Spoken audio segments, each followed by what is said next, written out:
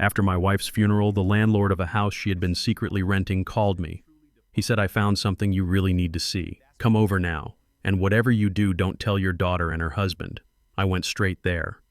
When I opened the door to that rundown apartment, what I saw shocked me to my core. It wasn't an affair. It was a war room, and it was about to save my life.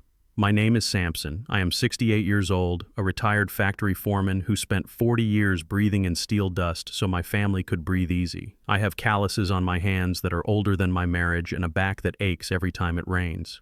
But none of that physical pain compared to the hollowness in my chest as I stood over the open grave of my wife Viola. She was the only person who ever truly understood the silence behind my words. She was the one who managed our world, the one who turned my paycheck into a home, a life, a future. And now she was just a memory in a mahogany box being lowered 6 feet into the Georgia clay. I looked around the cemetery. It was a humid afternoon, the kind where the air sticks to your skin like a wet sheet. The pastor was saying words about peace and eternal rest, but I couldn't focus on him. My eyes were fixed on the 2 people standing to my left, my daughter Kendra and her husband Hunter. Kendra was 32, my only child. I remembered holding her when she was small enough to fit in the crook of my arm. I remembered her crying when she scraped her knee, but the woman standing there today didn't have a single tear on her face. She was wearing oversized black sunglasses, not to hide swollen eyes, but to check her phone without being seen. I watched her thumb scroll up and down the screen. She was checking real estate listings. I saw the reflection in her dark lenses.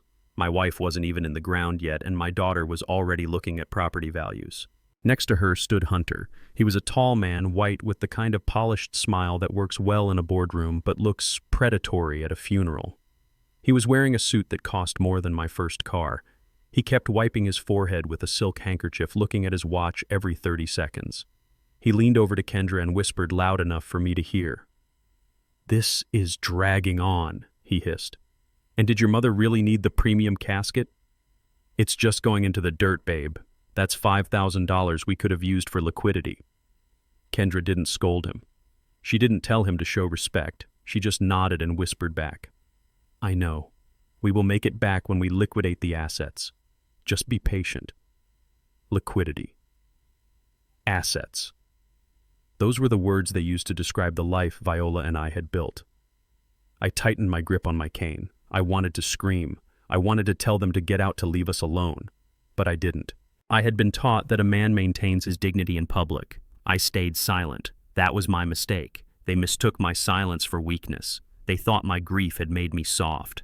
They didn't know that grief can harden a man just as easily as it can break him. The ride back to our house was quiet. I sat in the back of my own car while Hunter drove. He had insisted on driving. He said I was too emotional. But as he adjusted the rearview mirror, he wasn't checking on me. He was checking his hair. When we pulled into the driveway of the house Viola and I had bought 30 years ago, Hunter looked at the structure not with memories, but with the cold calculation of an appraiser. The reception was held in our living room. Neighbors brought casseroles and condolences. I sat in my recliner in the corner holding a cup of lukewarm tea I didn't want. I watched my daughter and son-in-law work the room. They weren't grieving, they were networking. Hunter was handing out business cards to my neighbors. Kendra was talking loudly about how hard the last few months had been for her, soaking up sympathy she didn't deserve. When the last guest finally left, the atmosphere in the house shifted instantly. The performance was over. Hunter loosened his tie and poured himself a glass of my best scotch without asking. He walked over to where I was sitting and loomed over me. "Sampson, we need to have a serious talk," Hunter said. He didn't call me Dad anymore, not since the doctors said Viola wouldn't make it. I looked up at him. "Can't this wait, Hunter? I just buried my wife. That's exactly why we can't wait." Kendra chimed in, walking over to stand next to her husband. She crossed her arms. "Dad, look at this place. It's 4 bedrooms. It's massive. Mom was the one who kept it clean. Mom was the one who cooked. You can't handle this place alone. You're 68. You're forgetting things." "Remember you lost your reading glasses last week? I found them 10 minutes later," I said, my voice raspy. "Everyone loses their glasses, Kendra." "It starts with glasses," Hunter interrupted, taking a sip of my scotch. "Then it's the stove. Then it's wandering out into the street. We can't have that liability. We've been proactive, Sampson. We found a solution that works for everyone." He reached into his jacket pocket and pulled out a glossy brochure. He dropped it onto my lap. I looked down. The cover featured smiling elderly people playing checkers under a generic oak tree. The words Golden Oaks Senior Living were printed in gold foil. "What is this?" I asked, though I knew exactly what it was. "It's the best facility in the state," Hunter said, smiling like he had just given me a gift. "Assisted living. Meals provided, no yard work. You'll love it. And the best news is we already put down the deposit. You did what I tried to stand up, but my knees were stiff." "I didn't authorize that." "We did it for you," Kendra said, her voice taking on that condescending tone people use with toddlers. "We secured you a spot. You move in on Monday. That gives us the weekend to pack up your essentials. We'll handle the rest of the stuff in the house. We're going to list the property next week. The market is hot right now, and Hunter needs to free up some capital for a new venture." I felt the blood rushing to my ears. They weren't asking me. They were evicting me. Monday. That was 3 days away. "I am not going anywhere," I said firmly. "This is my house. My name is on the deed. I paid the mortgage. I fixed the roof. I am staying right here." Hunter sighed, looking at Kendra with a look of exaggerated patience. "See, I told you he would be difficult. This is the dementia talking. He's confused." "I am not confused," I snapped. "Sampson, listen to me," Hunter said, leaning down so his face was inches from mine. His breath smelled of expensive liquor and arrogance. "You don't have a choice. This house is too much for you. And honestly, we can't afford to keep paying the property taxes and maintenance on a place that is just going to rot. We need the equity." "You don't pay the taxes," I said. "I do." "Not anymore," Hunter said. "We've taken over the administrative side of things. It's better this way. Oh, and one more thing. Since you won't be needing to drive at Golden Oaks, we took the liberty of selling your truck this morning." My heart stopped. My Ford F-150. I had bought that truck the day I retired. It was my pride and joy. I kept it polished. I changed the oil myself. It was parked in the garage. "You sold my truck," I whispered. "Ideally, we would have asked," Kendra said, examining her fingernails. "But the dealer gave us a cash offer we couldn't refuse. It covered the deposit for the nursing home, so really it all worked out. Consider it your contribution to your new life." I stared at them, my daughter and the man she married. They had sold my car while I was at the cemetery burying my wife. They had planned my eviction while I was choosing a headstone. The cruelty was so casual, so efficient. They didn't see me as a father or a person. They saw me as an asset to be liquidated, a line item on a spreadsheet that needed to be zeroed out. "I need some air," I said, pushing myself up from the chair. I felt dizzy. The room was spinning. "Don't go far," Hunter called out as I walked toward the kitchen. "We need to start sorting through the attic boxes tonight." I walked into the kitchen, my hands trembling with a mixture of rage and grief. I leaned against the counter, gasping for breath. I looked at the fridge. A picture of Viola and me from our 40th anniversary was held up by a magnet. She looked so happy. If she were here, she would have thrown Hunter out by his ear. But she wasn't here. I was alone. Suddenly, the phone in my pocket buzzed. It wasn't a text. It was a call. I didn't recognize the number. It was a local area code. I almost didn't answer it. I didn't want to talk to another well-wisher offering empty prayers, but something told me to pick up. "Hello," I said. "Is this Sampson? Is this Viola's husband?" The voice was male gruff with a thick accent I couldn't quite place. Maybe Italian. He sounded urgent. "Yes, this is Sampson. Who is this?" "My name is Russo," the man said. "I own the building on Elm Street, number 42. Listen to me closely. Viola rented a studio apartment from me 5 years ago." I frowned. That was impossible. Viola didn't rent an apartment. We lived here. She was a housewife. She managed the home. "You have the wrong number," I said. "My wife didn't have an apartment." "Mr. Sampson, please," Russo interrupted. "She paid me cash every month. She made me promise. She said, 'Russo, if anything happens to me, if I die, you call my husband immediately. You tell him to come to the apartment, and you tell him not to let the vultures know.'" "The vultures?" I asked. "Her daughter and that husband of hers," Russo said. "She called them the vultures. She said if she died, you would need what is inside this room. You need to come now. I saw your daughter's car driving slow past the building last week. She is sniffing around. If she finds this place before you do, you are done for." My grip tightened on the phone. Viola had secrets, an apartment I knew nothing about. but the way he described Kendra and Hunter, vultures. That was exactly what they were. Viola knew.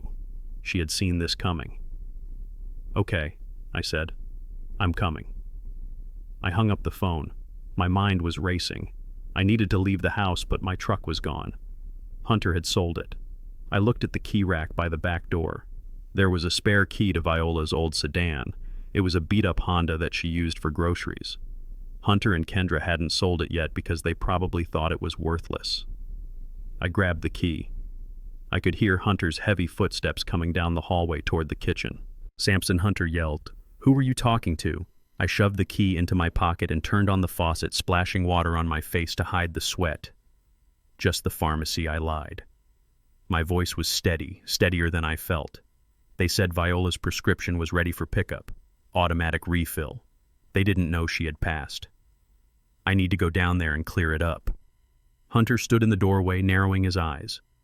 He looked me up and down, scanning for any sign of rebellion. "I can go do it," Hunter said. "Give me the keys." "No," I said. "I need the drive. I need a moment to myself, Hunter. Unless you want to explain to the pharmacist why you are canceling a dead woman's heart medication." Hunter recoiled slightly at the mention of the medication. He waved his hand dismissively. "Fine. Take the old Honda. But be back in an hour. We have a lot of work to do. And don't scratch it. I have a buyer coming for that piece of junk tomorrow morning." I walked past him, my shoulder brushing against his expensive suit. I went out the back door to the garage. The Honda was sitting there covered in a thin layer of dust. I got in and turned the ignition. It sputtered, then roared to life. As I backed out of the driveway, I saw Hunter watching me from the kitchen window. He looked like a prison warden watching an inmate in the yard. He thought I was a broken old man going to run a sad errand. He had no idea I was going to meet a man named Russo. He had no idea that his reign of terror was about to hit a wall. I drove toward Elm Street, my hands gripping the steering wheel. The grief was still there, heavy and suffocating. But now there was something else burning alongside it. Curiosity and anger. Viola had left me a breadcrumb trail. She had rented a secret apartment for 5 years. Why? What was in there? And why was she so afraid of our own daughter? I turned onto Elm Street. It was a gritty part of town lined with old brick buildings and flickering streetlights. I found number 42. It was a nondescript tenement building. Standing out front was a short, stout man with gray hair and a face that looked like it had been carved out of granite. He was smoking a cigar. He saw the Honda and nodded. He knew who I was. I parked the car and stepped out. The evening air was cooling down, but I was sweating. "Mr. Russo," I asked. "That's me," he said, dropping the cigar and stepping on it. "You look like her." She showed me photos. "Come on, we don't have much time." He led me into the building. It smelled of old cooking oil and floor wax. We walked up 2 flights of stairs to apartment 2B. The door was heavy steel reinforced with 3 different locks. It looked more like the entrance to a vault than an apartment. Russo pulled out a ring of keys. "She came here every Tuesday and Thursday," he said softly. "She told you she was at Bible study, right?" I nodded. That was exactly what she had told me. She wasn't praying, my friend Russo said, sliding the key into the lock. She was preparing. He pushed the door open. I stepped inside and the air left my lungs. I expected a second life, maybe a hobby room, maybe, God forbid, signs of another man. But it wasn't any of that. The walls were covered in corkboards. Pinned to them were hundreds of documents, bank statements, stock charts, printouts of emails, photographs of Hunter meeting with people in parking lots. Red string connected photos of Hunter to documents about offshore accounts. In the center of the room was a desk with a high-end computer, 3 monitors, and a stack of ledgers. Viola hadn't been just a housewife. She had been building an empire, and she had been building a case. Russo closed the door behind us and locked it. "She knew they were coming for you," Russo said. "She told me that if she died before she could drop the hammer, you would have to do it for her." I walked over to the desk. Sitting right in the center on top of a red leather diary was a note in Viola's handwriting. It just said, "Samson, read this first." I reached out and touched the paper. My hand was shaking. I looked back at the wall, at the photos of my son-in-law, at the financial charts that showed millions of dollars I didn't know existed. My wife was a genius, and she had left me the weapon I needed to destroy the people who had sold my truck and tried to sell my life. I picked up the note. Don't tell your daughter, Russo reminded me. I looked at him. Don't worry, Mr. Russo. I'm not going to tell her anything. I'm going to show her. But first I had to read what Viola had to say. I sat down in her chair, opened the note, and began to read the truth that would turn my grief into the coldest kind of fury. I stepped across the threshold, expecting to smell perfume or see a secret life of romance, but instead I was hit with the hum of electronics. The room was cold. Air conditioners were humming in the windows. And the light. It was not the soft lamplight of our living room. It was the blue glow of monitors. I stood there blinking. My mouth actually fell open. The studio apartment was not a home. It was a command center. 3 large computer screens sat on a steel desk. The walls were not covered in wallpaper but in charts. Graphs with red and green lines zigging and zagging like a heartbeat. There were printouts of stock market trends. There were files labeled with names of companies I had only heard on the news. Russo closed the door and locked the deadbolt. He walked over to a small mini fridge and grabbed a bottle of water, handing it to me. "Drink," he said. "You look like you are going to faint." I took the water, but I could not take my eyes off the desk. Viola. My Viola. The woman who clipped coupons for laundry detergent. The woman who worried if we spent more than $50 on dinner. She was sitting in this room trading stocks. Russo leaned against the doorframe. She was a genius Samson. She started with $5,000 she inherited from her aunt 10 years ago. She turned it into an empire. She didn't tell you because she didn't want to change things. She liked your simple life. She liked that you were the provider, but she wanted a safety net. I walked over to the wall. I saw a graph titled Annual Yield. The numbers were staggering. She wasn't just making a little extra cash. She was beating Wall Street at its own game. But then my eyes drifted to the corkboard on the left wall. The mood in the room shifted from impressive to terrifying. This board wasn't about stocks. It was about people. There were photos of Hunter, photos taken from a distance. Hunter entering a shady-looking building downtown. Hunter handing an envelope to a man with a neck tattoo. Hunter sitting in a car with his head in his hands. Red string connected Hunter's face to a document. I stepped closer. It was a printout of an online gambling account. The balance was negative, heavily negative. I felt a cold sweat break out on my neck. I looked at Russo. "What is this?" I asked. Russo sighed. "That is the reason she hired a private investigator. She knew something was wrong with your son-in-law. She followed the money." I turned back to the desk. The red leather diary was sitting there just like Russo said. It looked like the prayer journal she kept on her nightstand at home. But I knew now that Viola didn't just pray. She prepared. I sat down in her ergonomic office chair. It felt wrong. It felt like I was invading a stranger's life, but I had to know. I opened the diary to the bookmark. It was the last entry she wrote. The date was 3 days before she died. I started to read.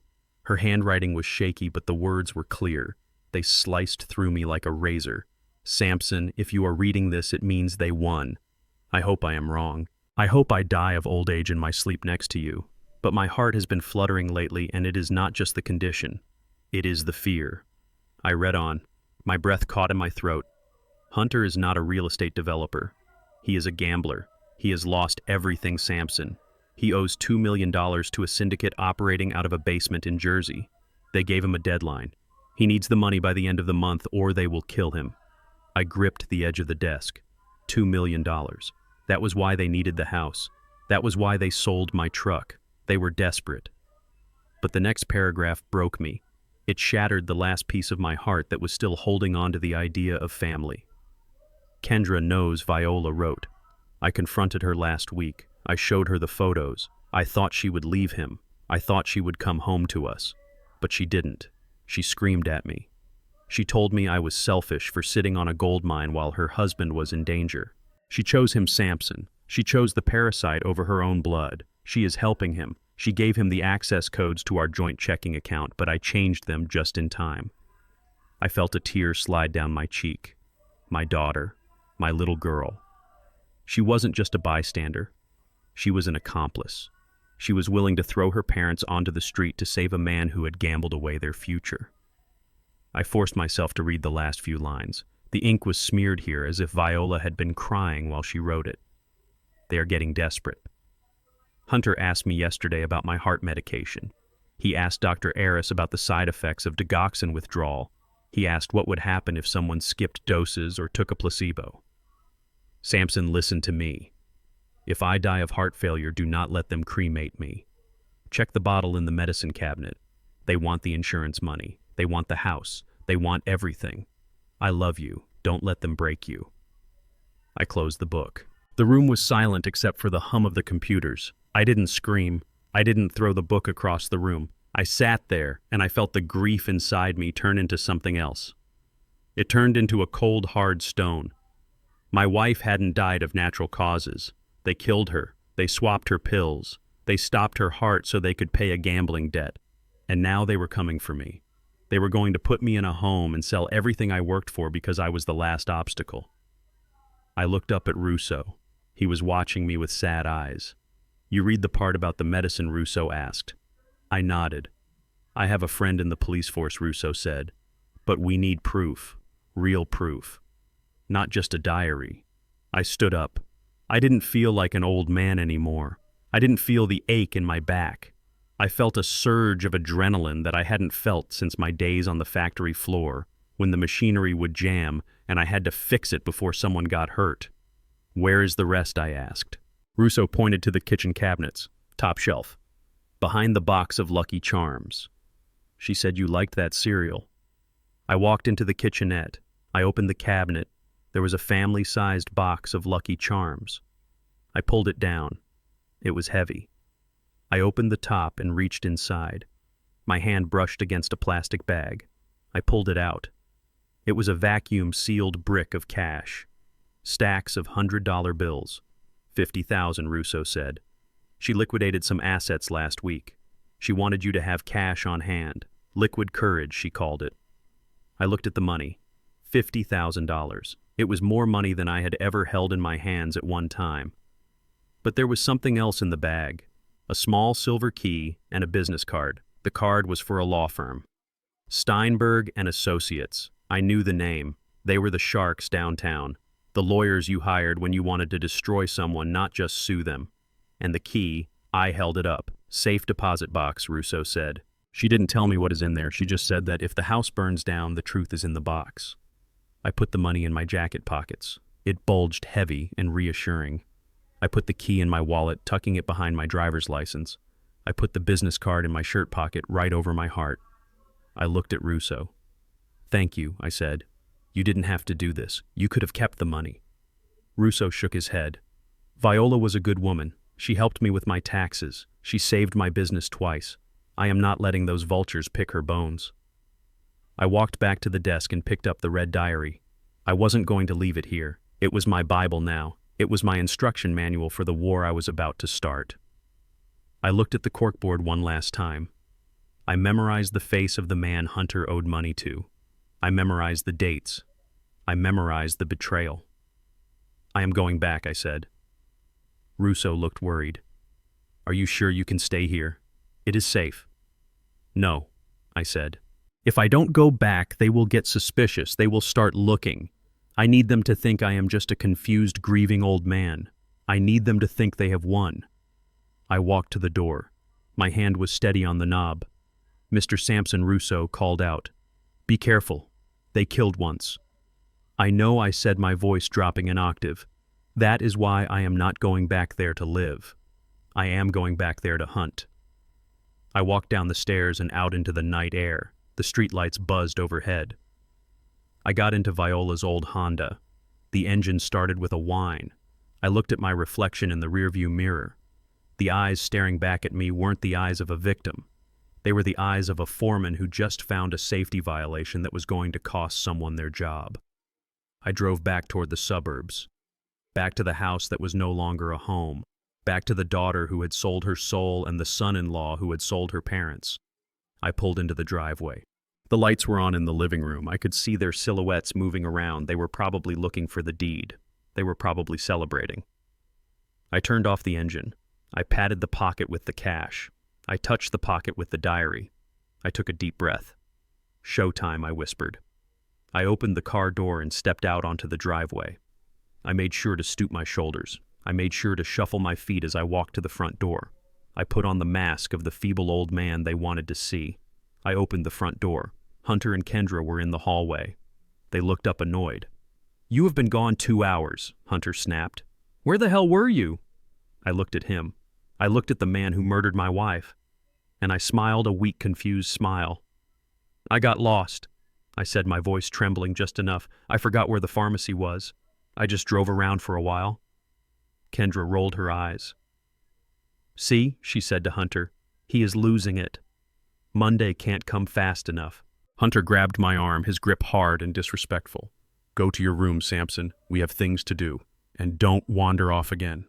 I let him lead me to the stairs. I let him treat me like a child, because I knew something he didn't. I knew that the man walking up those stairs wasn't a prisoner. He was the warden, and the execution was just beginning. I walked up the stairs of the house that I had paid for with 40 years of sweat and overtime. The hallway was dark, but a slice of light spilled out from the master bedroom door. It was ajar. My heart hammered against my ribs, not from the exertion of the climb, but from a sudden sharp spike of adrenaline. That room was sacred. That was where Viola and I had whispered our dreams in the dark.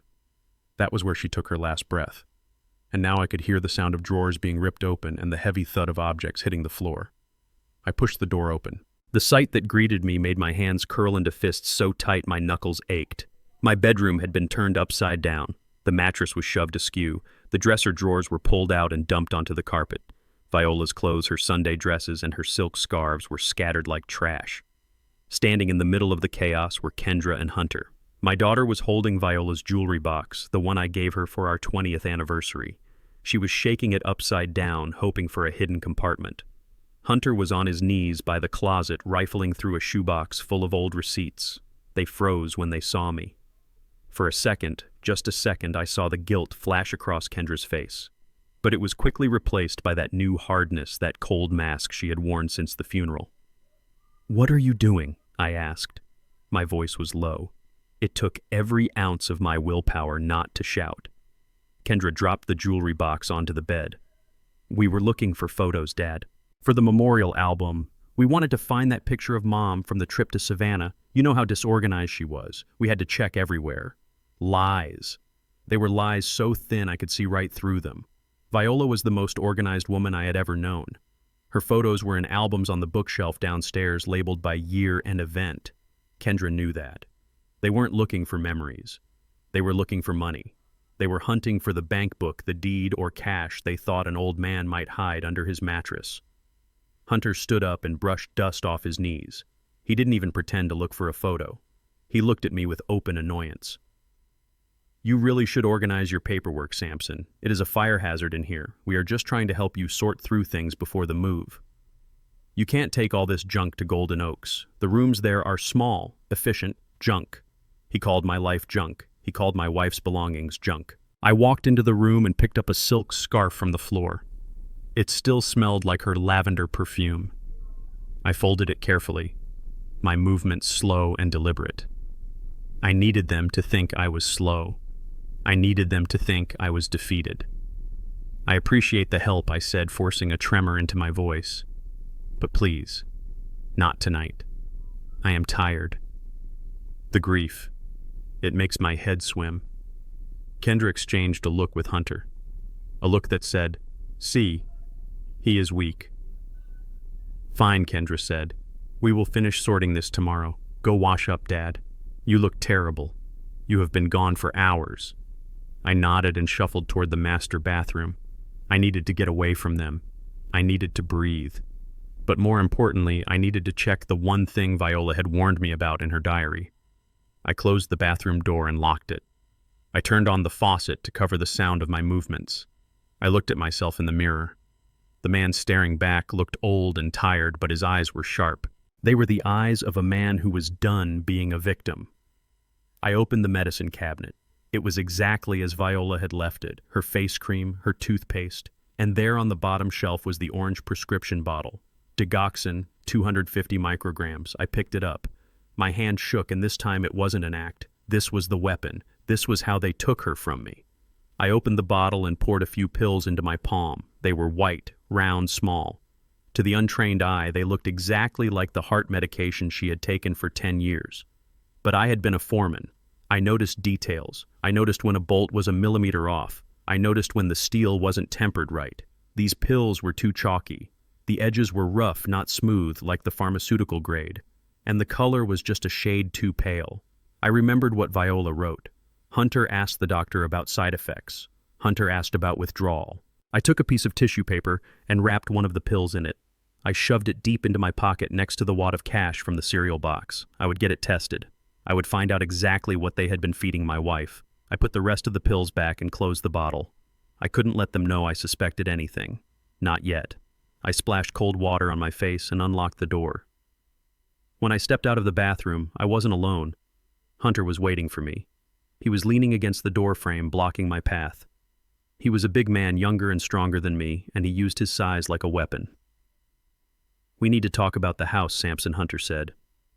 He didn't move to let me pass. I looked up at him. I tried to keep my posture stooped. "Can't we talk in the morning?" I asked.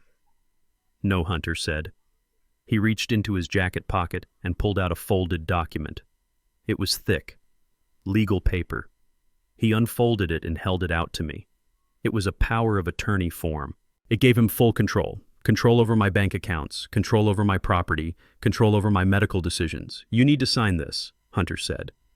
His voice wasn't asking, it was commanding. "Why?" I asked, acting confused. "Why do I need to sign this?"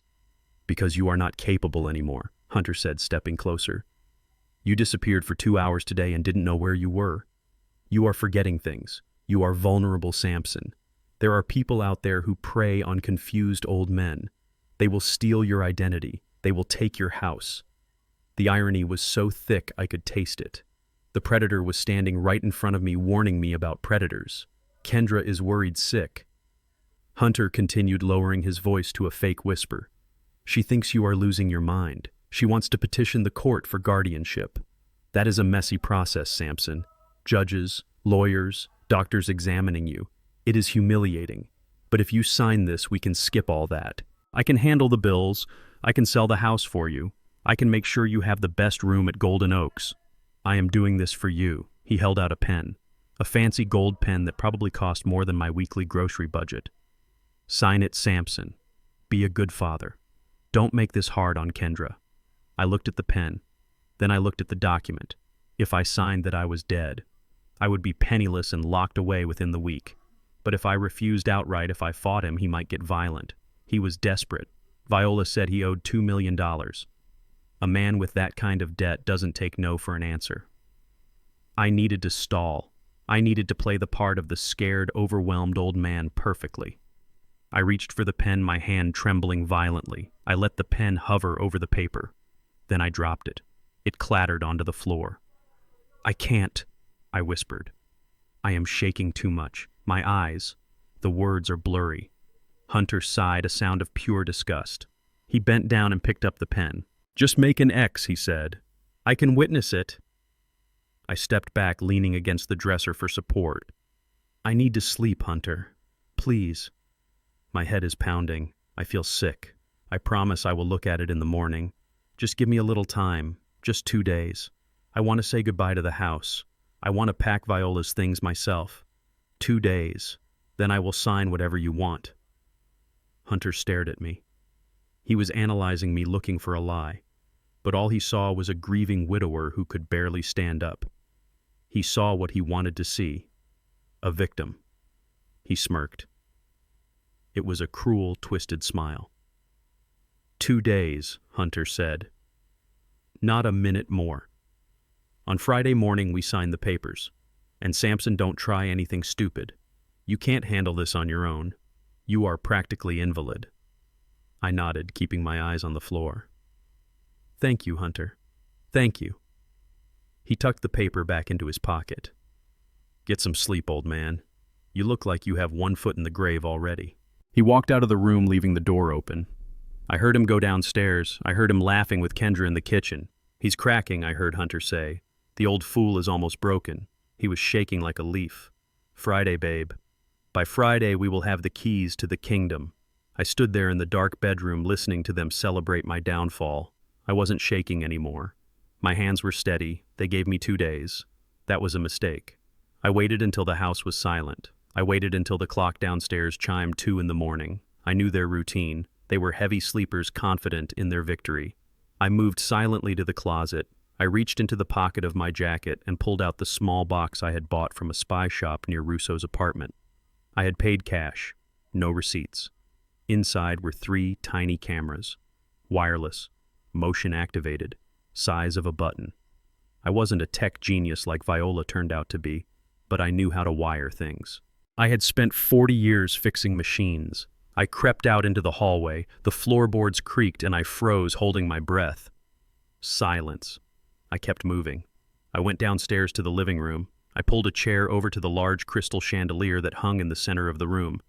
It was a gaudy thing Kendra had insisted we buy years ago. Now it was going to be my eyes. I climbed up. I unscrewed the base of the fixture just enough to slide the first camera in. It pointed directly at the sofa where they sat to plot. It pointed at the table where they drank my liquor. I moved to the kitchen.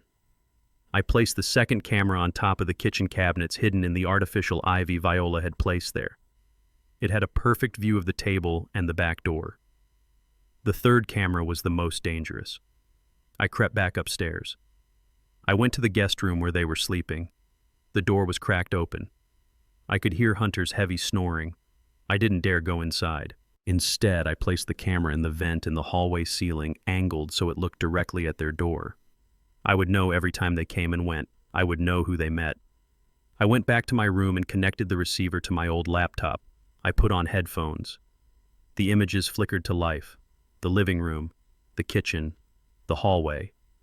I saw my house in grainy black and white. It looked different on the screen. It looked like a crime scene waiting to happen. I sat there until dawn watching the empty rooms. I touched the pill in my pocket. I touched the cash. They thought the old man was sleeping. They thought the old man was giving up. But the old man was watching, and the old man was just getting started. The next morning I woke up with the sun, but I did not get out of bed immediately. I lay there listening to the sounds of the house. I heard the coffee grinder downstairs. I heard the heavy footsteps of Hunter and the lighter, quicker steps of Kendra. They were moving around my kitchen with the confidence of owners, not guests. They were making coffee in my pot, drinking from my mugs, and planning the end of my life. I had to get out of the house. I had a meeting that could not wait. I put on my old work trousers and a flannel shirt. I looked in the mirror and practiced my confused face. I let my mouth hang open slightly. I squinted my eyes as if I were trying to remember a forgotten name.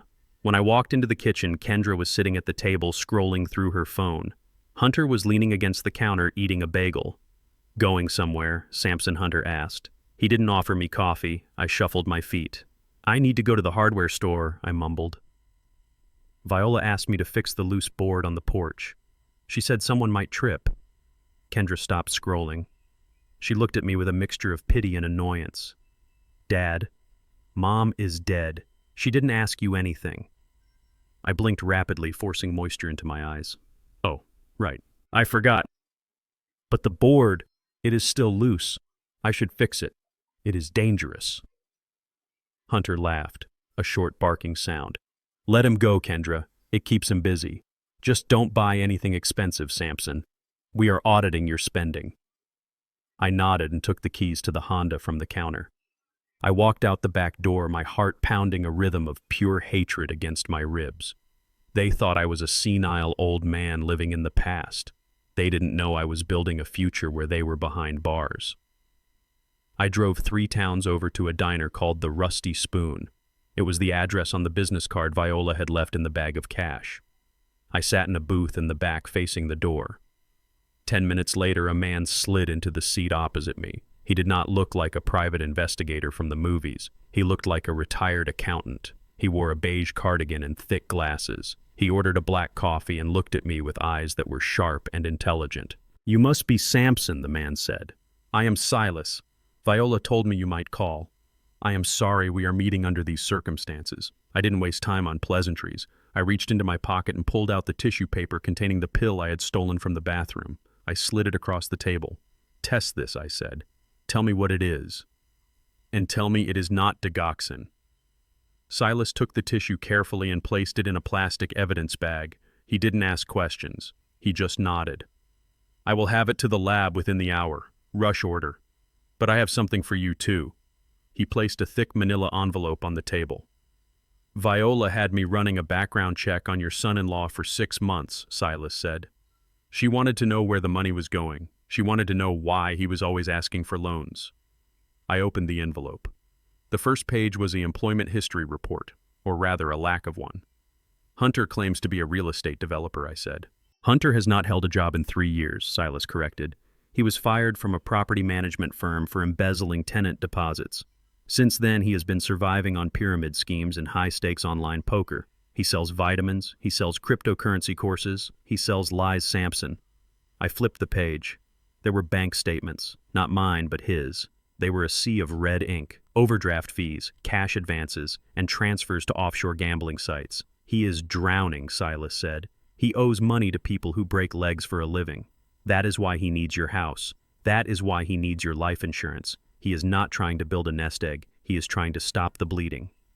I looked at the photos of Hunter leaving a casino at 4 in the morning. He looked desperate. He looked dangerous. And Kendra? I asked. My voice felt heavy.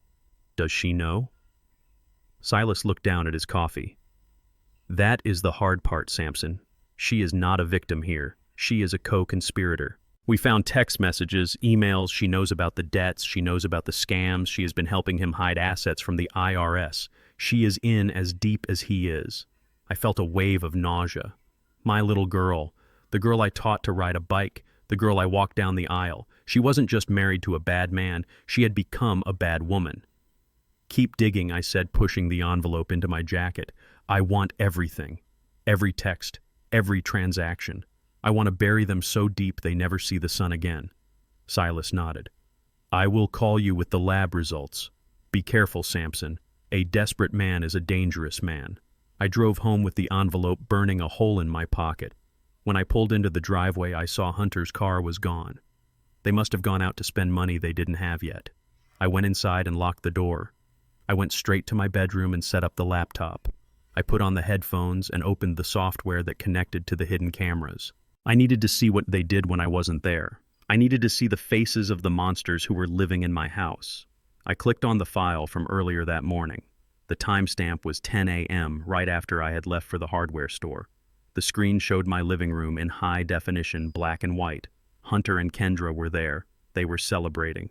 Hunter had opened a bottle of my vintage Cabernet, the one I had been saving for my 70th birthday. He was drinking it out of the bottle like a savage. Kendra was sitting on the sofa counting a stack of cash. It looked like the emergency money I kept in the coffee can in the garage. Look at this, Kendra said, holding up a bill. The old miser had $2,000 sitting next to a bag of nails. Who does that? Hunter laughed, wiping wine from his mouth. He is a squirrel. He hides nuts. We just need to find all the holes. Kendra took a sip from his bottle, her face twisted into a sneer. He is living too long, Hunter. I really thought swapping the pills would have done it by now. He should have gone into cardiac arrest the night Mom died. The stress alone, combined with the withdrawal, should have killed him. I froze. The world stopped spinning. There it was, the confession. I replayed the audio. I needed to be sure. I really thought swapping the pills would have done it by now. I felt the bile rising in my throat. They hadn't just killed Viola. They had tried to kill me too. They had been poisoning us both, or rather depriving us of the medicine that kept our hearts beating. They were waiting for me to drop dead so they could step over my body and cash the check. Hunter paced around the room on the screen. He looked agitated. He has a strong heart, the old bastard, Hunter said. We can't wait for nature to take its course. The guys in Jersey are calling me every hour. If I don't have a significant payment by Friday, they are going to come here, and they won't be polite. So what do we do? Kendra asked. We can't just shoot him. It has to look like an accident, or natural causes. Hunter stopped pacing. He looked up at the ceiling as if asking for divine inspiration from hell. Plan B, he said. His voice was cold. Surgical. What is Plan B? Kendra asked. A gas leak, Hunter said. Old houses like this have leaky pipes all the time. Old men with dementia forget to turn off the stove all the time. If the house goes up, it solves all our problems. The insurance payout on the property is double the value of the land. And if Samson is asleep upstairs, well, that is just a tragedy, isn't it? Kendra hesitated. But the house, she said. All the stuff. Forget the stuff, Hunter snapped. We need the cash. We get him to sign the power of attorney tomorrow. We transfer the liquid assets. Then on Saturday night, we have a little accident. Boom. Problem solved. We collect the insurance. We pay off the debts. We move to Florida. Kendra was silent for a moment. I watched her face on the screen.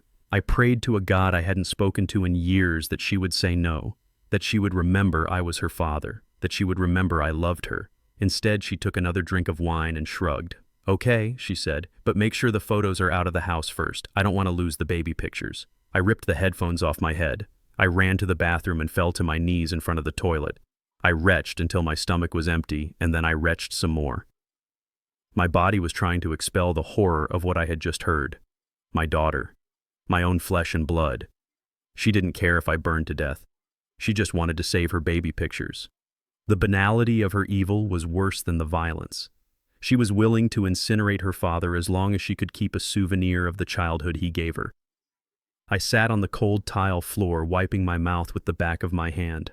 I was shaking. Not from fear anymore, but from a profound visceral disgust.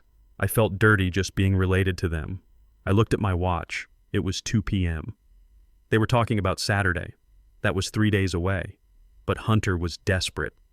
Desperate men don't stick to schedules. If he felt pressured, if he thought I was stalling, he might move the timeline up. I realized then that my life was no longer measured in years or months. It was measured in hours. I was living in a bomb shelter that was rigged to explode. I stood up and washed my face. I looked at myself in the mirror. The water dripped from my gray beard. You are not going to burn, Samson, I told my reflection. You are the fire. I went back to the bedroom. I saved the video clip to 3 different hard drives. I emailed a copy to a secure cloud account Viola had set up. I sent a copy to Silas. Then I sat down on the edge of the bed and waited. I needed to act like nothing was wrong. I needed to go downstairs and eat dinner with the people who were planning to roast me alive. I needed to look into my daughter's eyes and not strangle her, because if I tipped my hand too early, I was dead. I needed to catch them in the act. I needed them to light the match so I could blow it out and show the world the arsonists they were. I heard the front door open downstairs. They were back. "Hey, Dad!" Kendra yelled up the stairs. "We brought pizza. Come eat." Pizza. The Last Supper.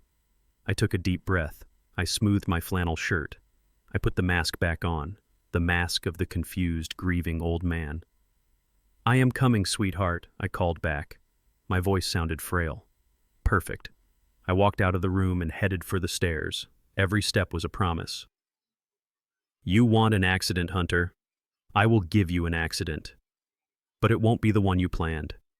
The smell hit me before the sound did. It was thick and heavy, like a physical weight pressing down on my chest. It smelled like rotten eggs and sulfur. It was the scent of death wrapped in a chemical warning. I woke up coughing, my throat raw, and my eyes watering in the darkness of my bedroom.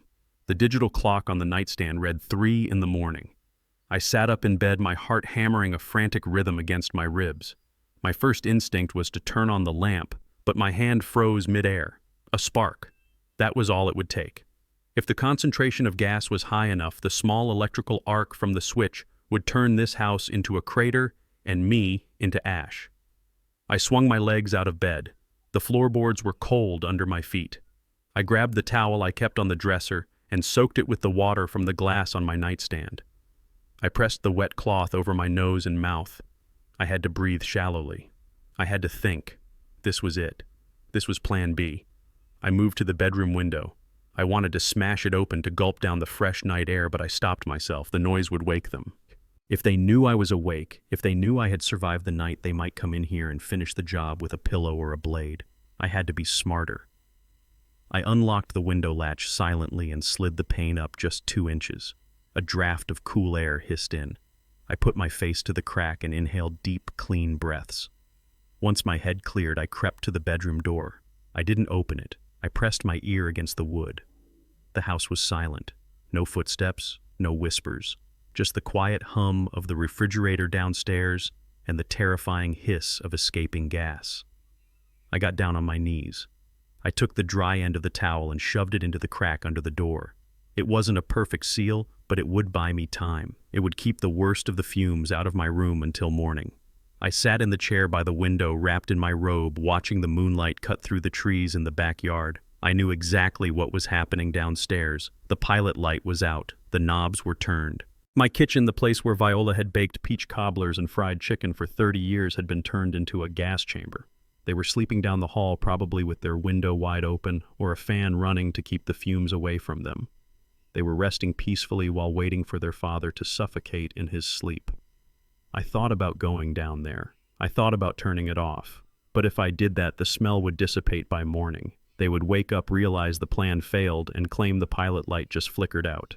Or worse, they would try again immediately. No. I needed the smell to be there when the sun came up. I needed the scene to be set. I needed them to play their part so I could play mine. I spent the next 3 hours awake, staring at the door, listening to the house fill with poison. I thought about Viola.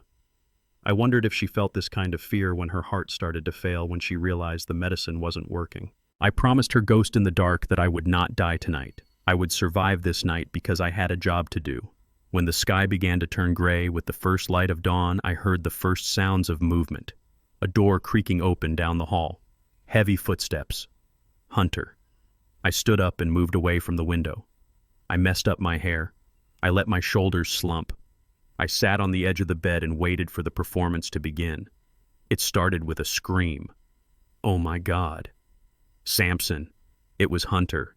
He was downstairs. He was yelling loud enough to wake the neighbors, which was exactly the point. I heard running footsteps on the stairs, then Kendra's voice shrill and panicked. What is it? What is that smell? I stood up and shuffled to the door. I pulled the towel out from the crack and tossed it under the bed. I opened the door and stepped into the hallway. The smell of gas was overpowering now. It made me gag for real. Dad, are you alive? Kendra screamed from the bottom of the stairs. I walked to the landing. I looked down. Hunter was standing by the kitchen archway, a handkerchief pressed over his mouth. Kendra was behind him, her eyes wide with fake terror. What is happening? I asked, my voice raspy from the fumes. Why are you yelling? Hunter pointed a shaking finger at me. You left the gas on, you crazy old man. You tried to kill us all. I gripped the banister. I didn't cook anything. I went to bed early. Don't lie to me. Hunter roared. He ran into the kitchen. I heard the sound of knobs being turned and windows being thrown open. He came back out, his face red with exertion and performative rage. All 4 burners were on Samson. Full blast. No flame.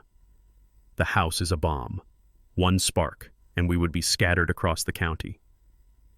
Kendra started to cry. It was a theatrical, sobbing cry. She slumped against the wall, sliding down until she was sitting on the floor. I can't do this anymore, Hunter. I can't live like this.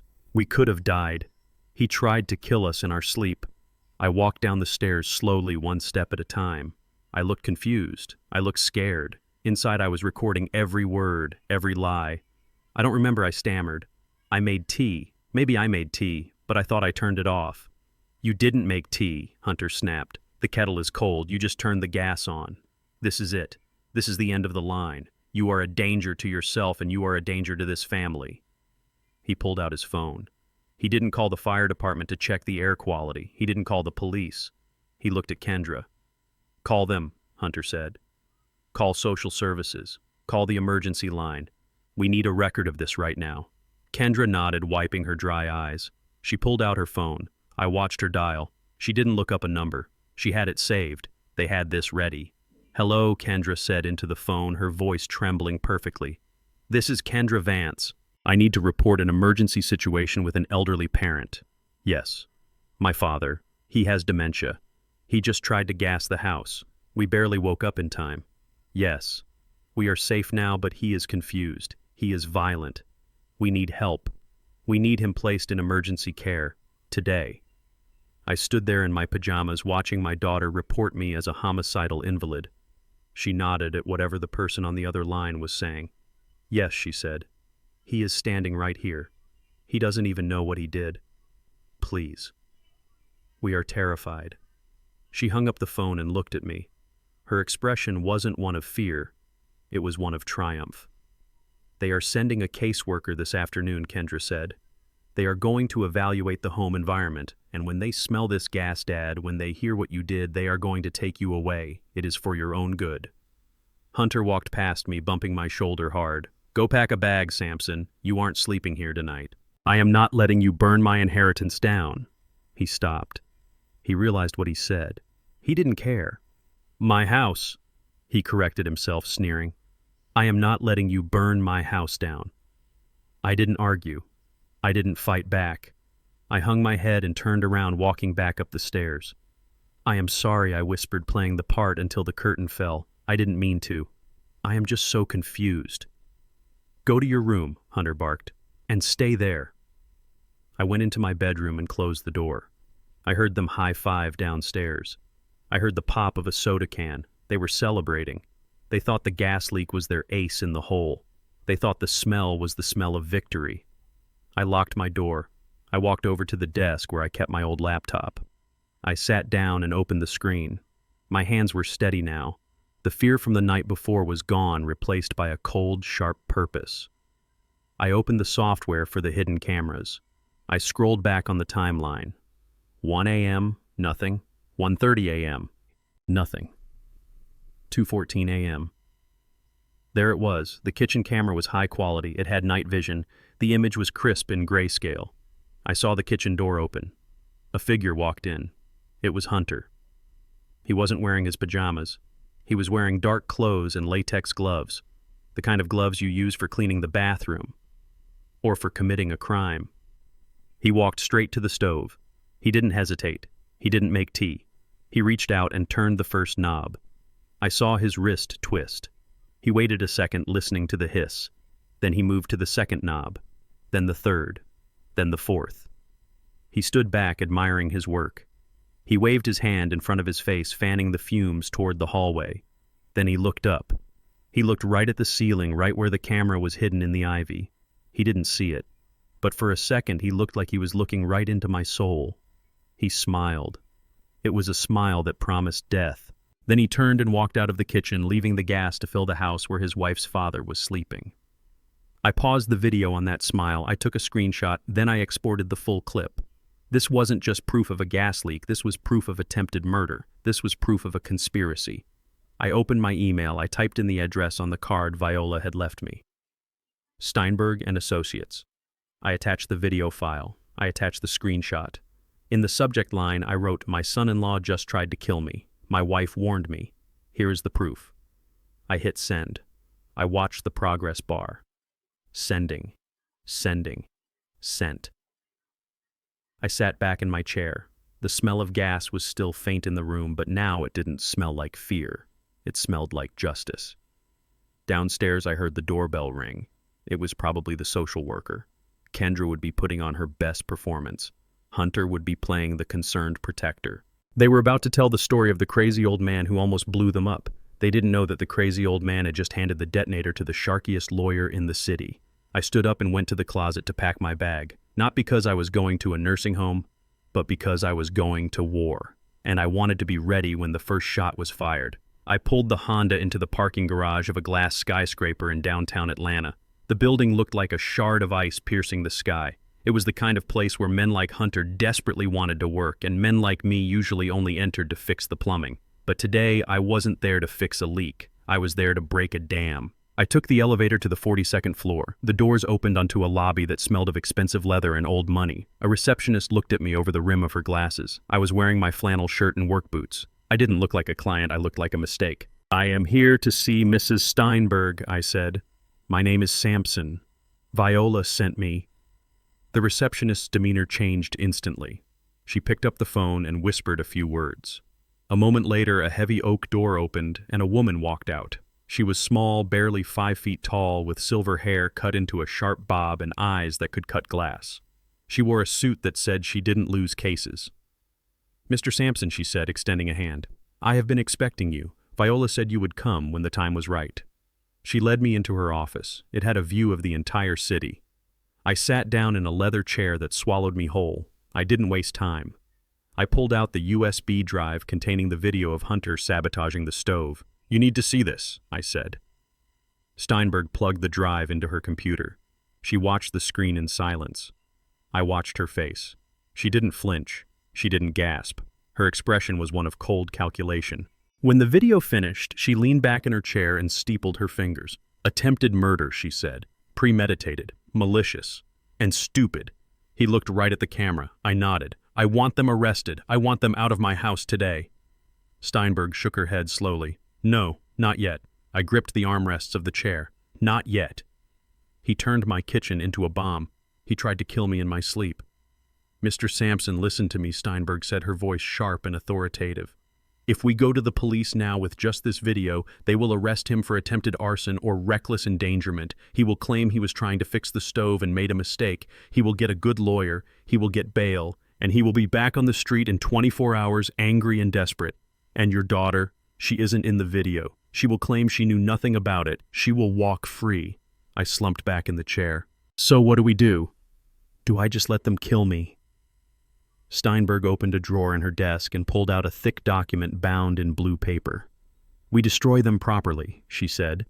This is Viola's last will and testament. She executed it 6 months ago in this very office. She knew exactly what was happening. She pushed the document across the desk. I opened it. The numbers made my head spin. $5 million, Steinberg said. Between the stock portfolio, the offshore accounts, and the life insurance policy she took out on herself, without them knowing, your wife was worth $5 million. I stared at the paper. Viola. My frugal coupon clipping Viola. She had built a fortune right under our noses. And here is the most important part, Steinberg said, pointing to a paragraph on the 3rd page. She left everything to you, 100%. But she added a contingency clause. If you die under suspicious circumstances, or if you die within 6 months of her passing without a clear cause, the entire estate bypasses your daughter. Every single cent goes to a charitable trust for victims of elder abuse. Kendra gets nothing. Hunter gets nothing. I felt a lump form in my throat. Viola had protected me from beyond the grave. She had turned herself into a poison pill. If they killed me, they killed their payday. But they don't know that, do they? I asked. No. Steinberg said, a small, dangerous smile playing on her lips. They think you are a poor old man with a paid-off house and a modest pension. They think if you die, or if you are declared incompetent, Kendra inherits everything by default as the next of kin. So we tell them I asked. We show them the will and they leave me alone. Steinberg closed the folder. Absolutely not. If we tell them, they will just change tactics. They will try to contest the will. They will drag this out in probate court for years while they continue to live in your house and drain your smaller accounts. No, Sampson. We are going to let them dig their own graves. She leaned forward, her eyes locking onto mine. We are going to play a game of cat and mouse, she said. But this time you are the cat. We need them to commit a federal crime. Attempted murder is a state crime. But wire fraud, bank, fraud, identity theft involving financial institutions. Those are federal crimes. Those carry mandatory minimum sentences in federal prison. There is no parole in the federal system. I don't understand, I said. You are going to let them think they are winning, Steinberg explained. You are going to let them believe you are senile. You are going to let them present you with papers to sign.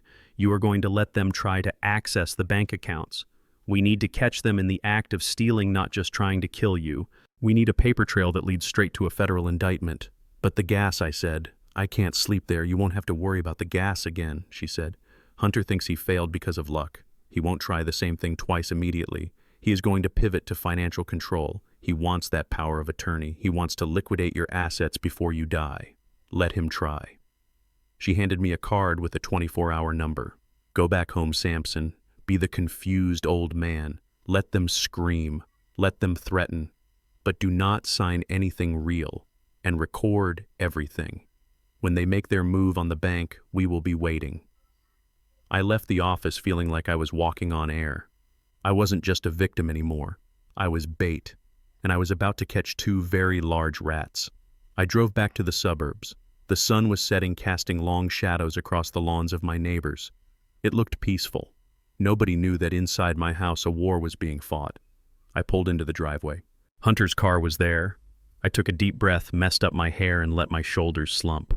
I walked to the front door and opened it. The sound of rustling plastic greeted me. I walked into the living room and stopped. Kendra was there. She had brought down several large black trash bags from upstairs. They were piled in the center of the room like body bags.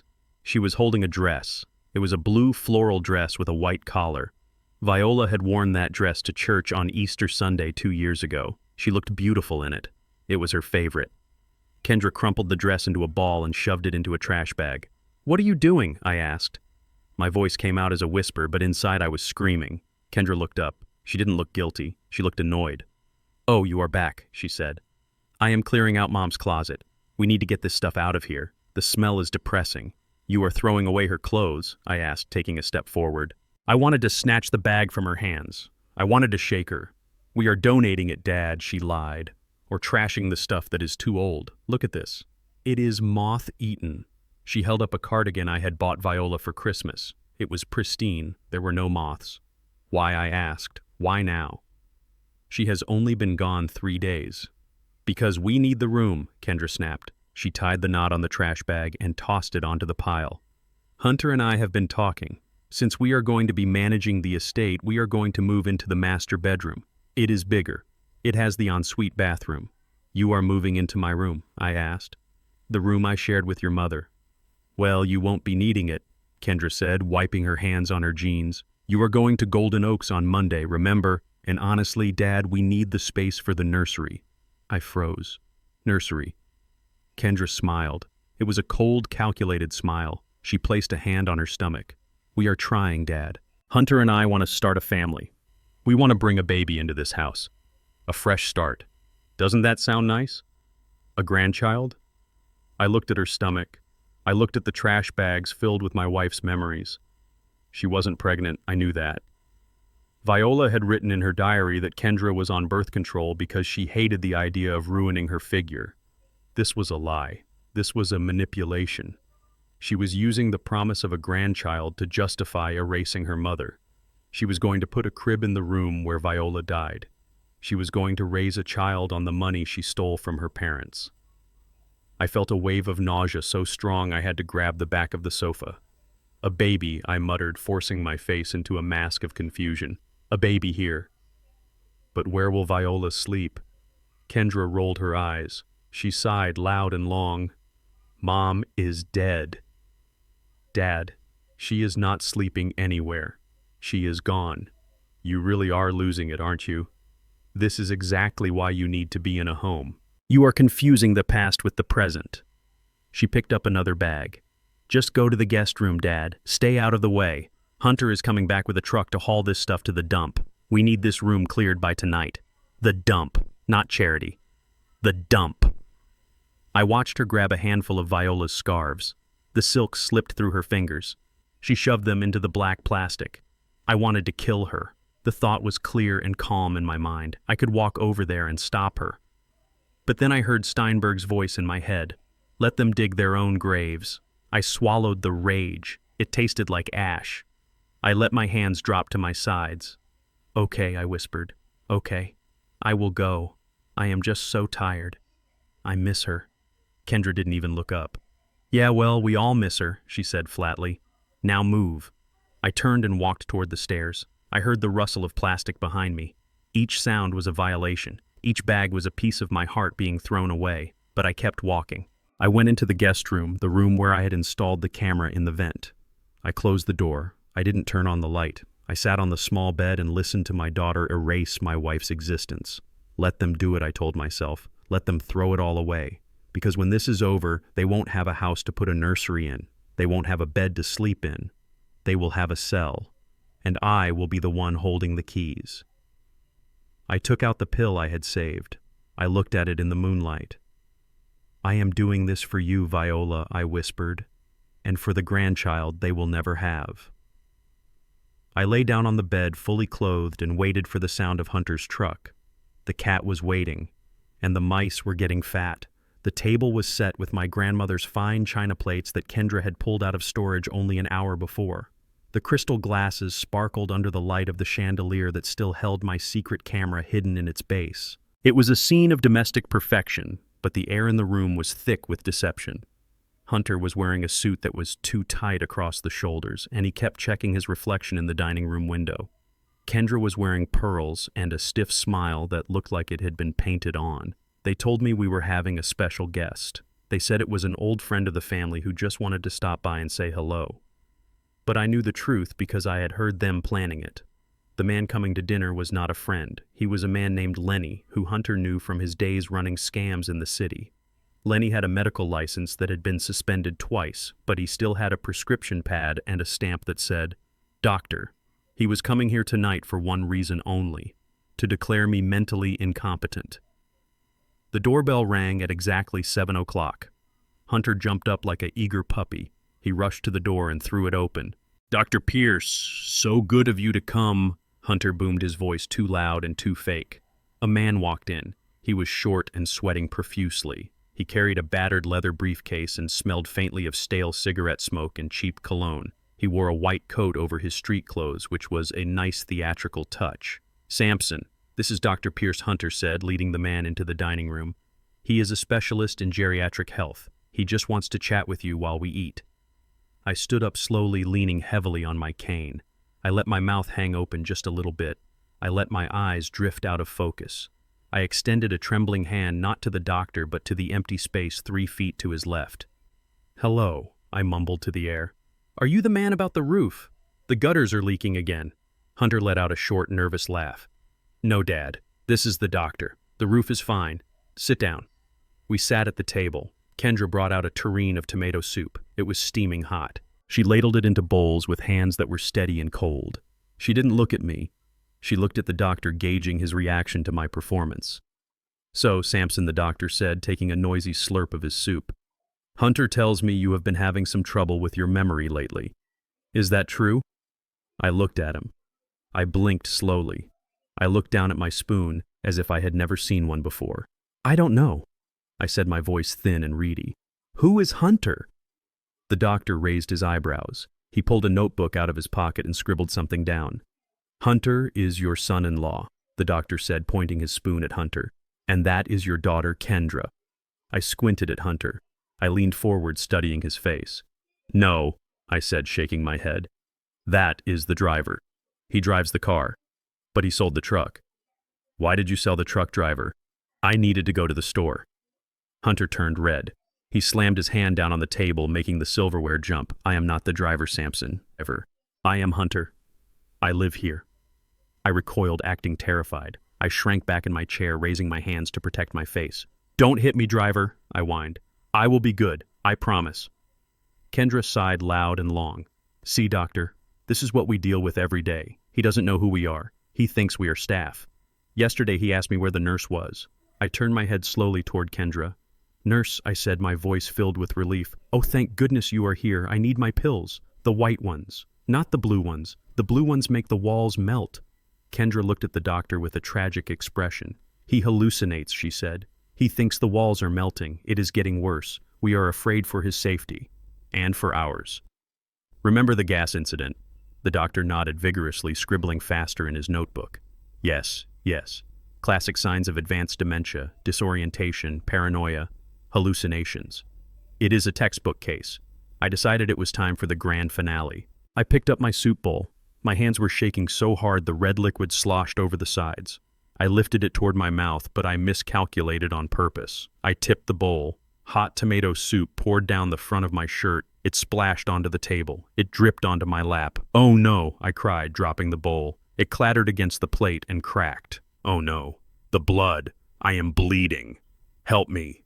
I stood up, knocking my chair over. I started pawing at my shirt, smearing the soup everywhere. I acted frantic. I acted like a man who had completely lost his grip on reality. Hunter jumped up, backing away to save his expensive suit. "Jesus, Sampson, look at what you did. You are a mess." "Sit down," Dad, Kendra hissed. "It is just soup. Stop making a scene." I sank to the floor, curling into a ball. I started rocking back and forth, muttering nonsense about the war and the factory and the price of milk. The doctor stood up. He looked at Hunter. "I have seen enough," he said. "This man is completely incapacitated. He cannot care for himself. He is a danger to himself and others." Hunter smiled. It was a shark smile. "Can you sign the papers then?" Hunter asked. "Can you certify it?" "Absolutely," the doctor said. He opened his briefcase right there on the dining table, pushing aside the bread basket. He pulled out a form with a gold seal at the bottom. I watched from the floor through the cracks between my fingers. I saw the doctor take a pen and sign his name with a flourish. He stamped it. "It is official," the doctor said, handing the paper to Hunter. "According to this medical evaluation, Sampson Vance is mentally incompetent. He lacks the capacity to make legal or financial decisions. You are now his legal guardians pending the court filing." Hunter took the paper. He held it like it was a winning lottery ticket. He looked at Kendra, and they shared a look of pure, unadulterated greed. "Thank you," Dr. Hunter said. "You have saved this family." I let out a low moan from the floor. "Nurse," I whispered, "I want to go to bed." Hunter walked over to me. He loomed over me, his shadow falling across my face. He didn't offer me a hand up. He just nudged my leg with his shoe. "Get up, old man," Hunter said. "The show is over. Go clean yourself up. We have business to discuss." I struggled to my feet, playing the part of the frail invalid perfectly. I let Kendra guide me to the kitchen sink. She grabbed a wet rag and scrubbed at my shirt roughly, not caring if the water was too hot or if she was hurting me. "There," she said. "Good enough. Now come back to the table. We aren't done." I walked back to the dining room. The doctor was packing up his briefcase. He winked at Hunter. "I will send you the invoice," the doctor said. Hunter nodded. "Put it on the tab. Or better yet, wait until tomorrow. We will be flush with cash by noon." The doctor left, closing the front door behind him. The sound of the latch clicking shut was like the starting gun for the final lap of this race. Hunter sat at the head of the table. My seat. He cleared the soup bowls away, sweeping them aside with his arm. He placed a new document on the table. It wasn't the medical form. It was a thick stack of legal papers bound with a clip. "Sit down," Sampson Hunter commanded. I sat. I kept my head down, staring at the soup stain on my shirt. "Look at me," Hunter said. I slowly lifted my head. My eyes were watery. My mouth was slack. "Do you know what this is?" Hunter asked, tapping the document. I shook my head slowly. "This is a solution," Hunter said. "Since you are no longer capable of handling your own affairs, Kendra and I are going to step in. This document gives us full access to your accounts, your property, and your investments. It allows us to pay your bills and sell this house so you can go to Golden Oaks." He flipped to the last page. There was a line for his signature. His name was already typed there as the witness. Kendra's name was there as the beneficiary. "All you have to do is sign here," Hunter said. He pulled a heavy fountain pen from his pocket. It was black with gold trim. "Sign here and you can go to sleep. Sign here and we will take care of everything. You won't have to worry about money or the house or anything ever again." Kendra leaned forward. Her face was soft now. Fake soft. "Do it for Mom, Dad," she said. "She wouldn't want you to live in this big house alone and confused. She would want us to take care of you." They were using her name. They were using the name of the woman they murdered to trick me into signing away my life. I looked at the paper. Full asset transfer and durable power of attorney. The words were bold and black. I reached out with a trembling hand. I touched the paper. "I don't have my glasses," I whispered. "I can't see the lines." "You don't need to read it," Hunter said, pushing the pen into my hand. "Just sign on the line with the X. Just put your name, Sampson. Sampson. I held the pen. I let it hover over the paper. I could feel their eyes on me. They were holding their breath. They were counting the money in their heads. They were already spending it. I looked at Hunter. I looked at the man who thought I was a feeble-minded fool. My hand shook violently. The pen tapped against the table. Tap, tap, tap. "I am scared," I said. "Don't be scared," Hunter said, his voice tight with impatience. "Just sign the damn paper, Sampson." I took a deep breath. I let out a long, shuddering sigh. "Okay," I said. "Okay. I will sign." Hunter grinned. Kendra let out a breath she had been holding. "Good," Hunter said. "Good. Do it now." I lowered the pen to the paper. But I wasn't going to sign their document. I had one in my pocket. A document I had prepared with Steinberg. A document that looked exactly the same on the outside, but inside it was a trap. And I needed a distraction. I needed chaos. I looked at the coffee pot on the sideboard. It was still hot. I looked at Hunter's lap. It was time for another accident. I gripped the pen tighter, my muscles tensed. The old foreman was about to clock in for one last shift, and this time I was going to break the machine. I held the heavy gold pen in my hand, and it felt like I was holding a live wire. The metal was cold against my skin, but my palm was sweating. I let the tip of the pen hover just millimeters above the signature line. The paper was bright white under the dining room chandelier. It was a death warrant disguised as a legal document. Full asset transfer. Durable power of attorney. The words seemed to vibrate on the page. I could hear Hunter breathing. It was a wet, raspy sound. He was leaning over my shoulder so close I could smell the stale tobacco and the expensive cologne he used to mask it. He was practically vibrating with greed. His eyes were fixed on the tip of the pen like a starving dog watching a piece of meat. Kendra was standing on the other side of the table. Her arms were crossed over her chest. She wasn't looking at me with concern or love. She was looking at the paper. She was already mentally spending the money. She was probably picking out curtains for the nursery she planned to build over her mother's grave. "Just sign it," Samson Hunter whispered. His voice was tight. "Just make the mark." I let my hand tremble violently. I tapped the pen against the table. Tap, tap, tap. It was the rhythm of a man losing his mind. Or so they thought. I cannot see the line, I whined.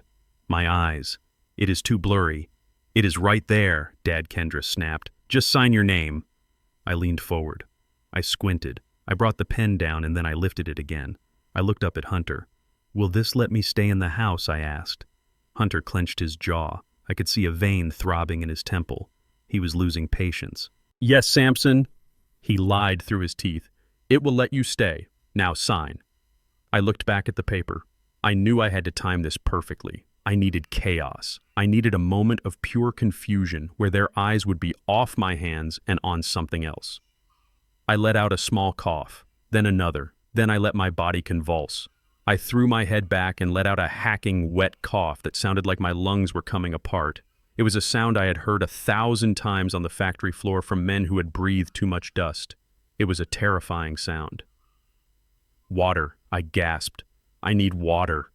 Hunter groaned. "Jesus Christ, just get him some water, Kendra." Kendra turned to the kitchen, but I didn't wait. I reached out with my left hand, grabbing blindly for the mug of hot tea that had been sitting on the table since the beginning of this farce. It was still steaming. I grabbed the handle, but I made sure my grip was clumsy.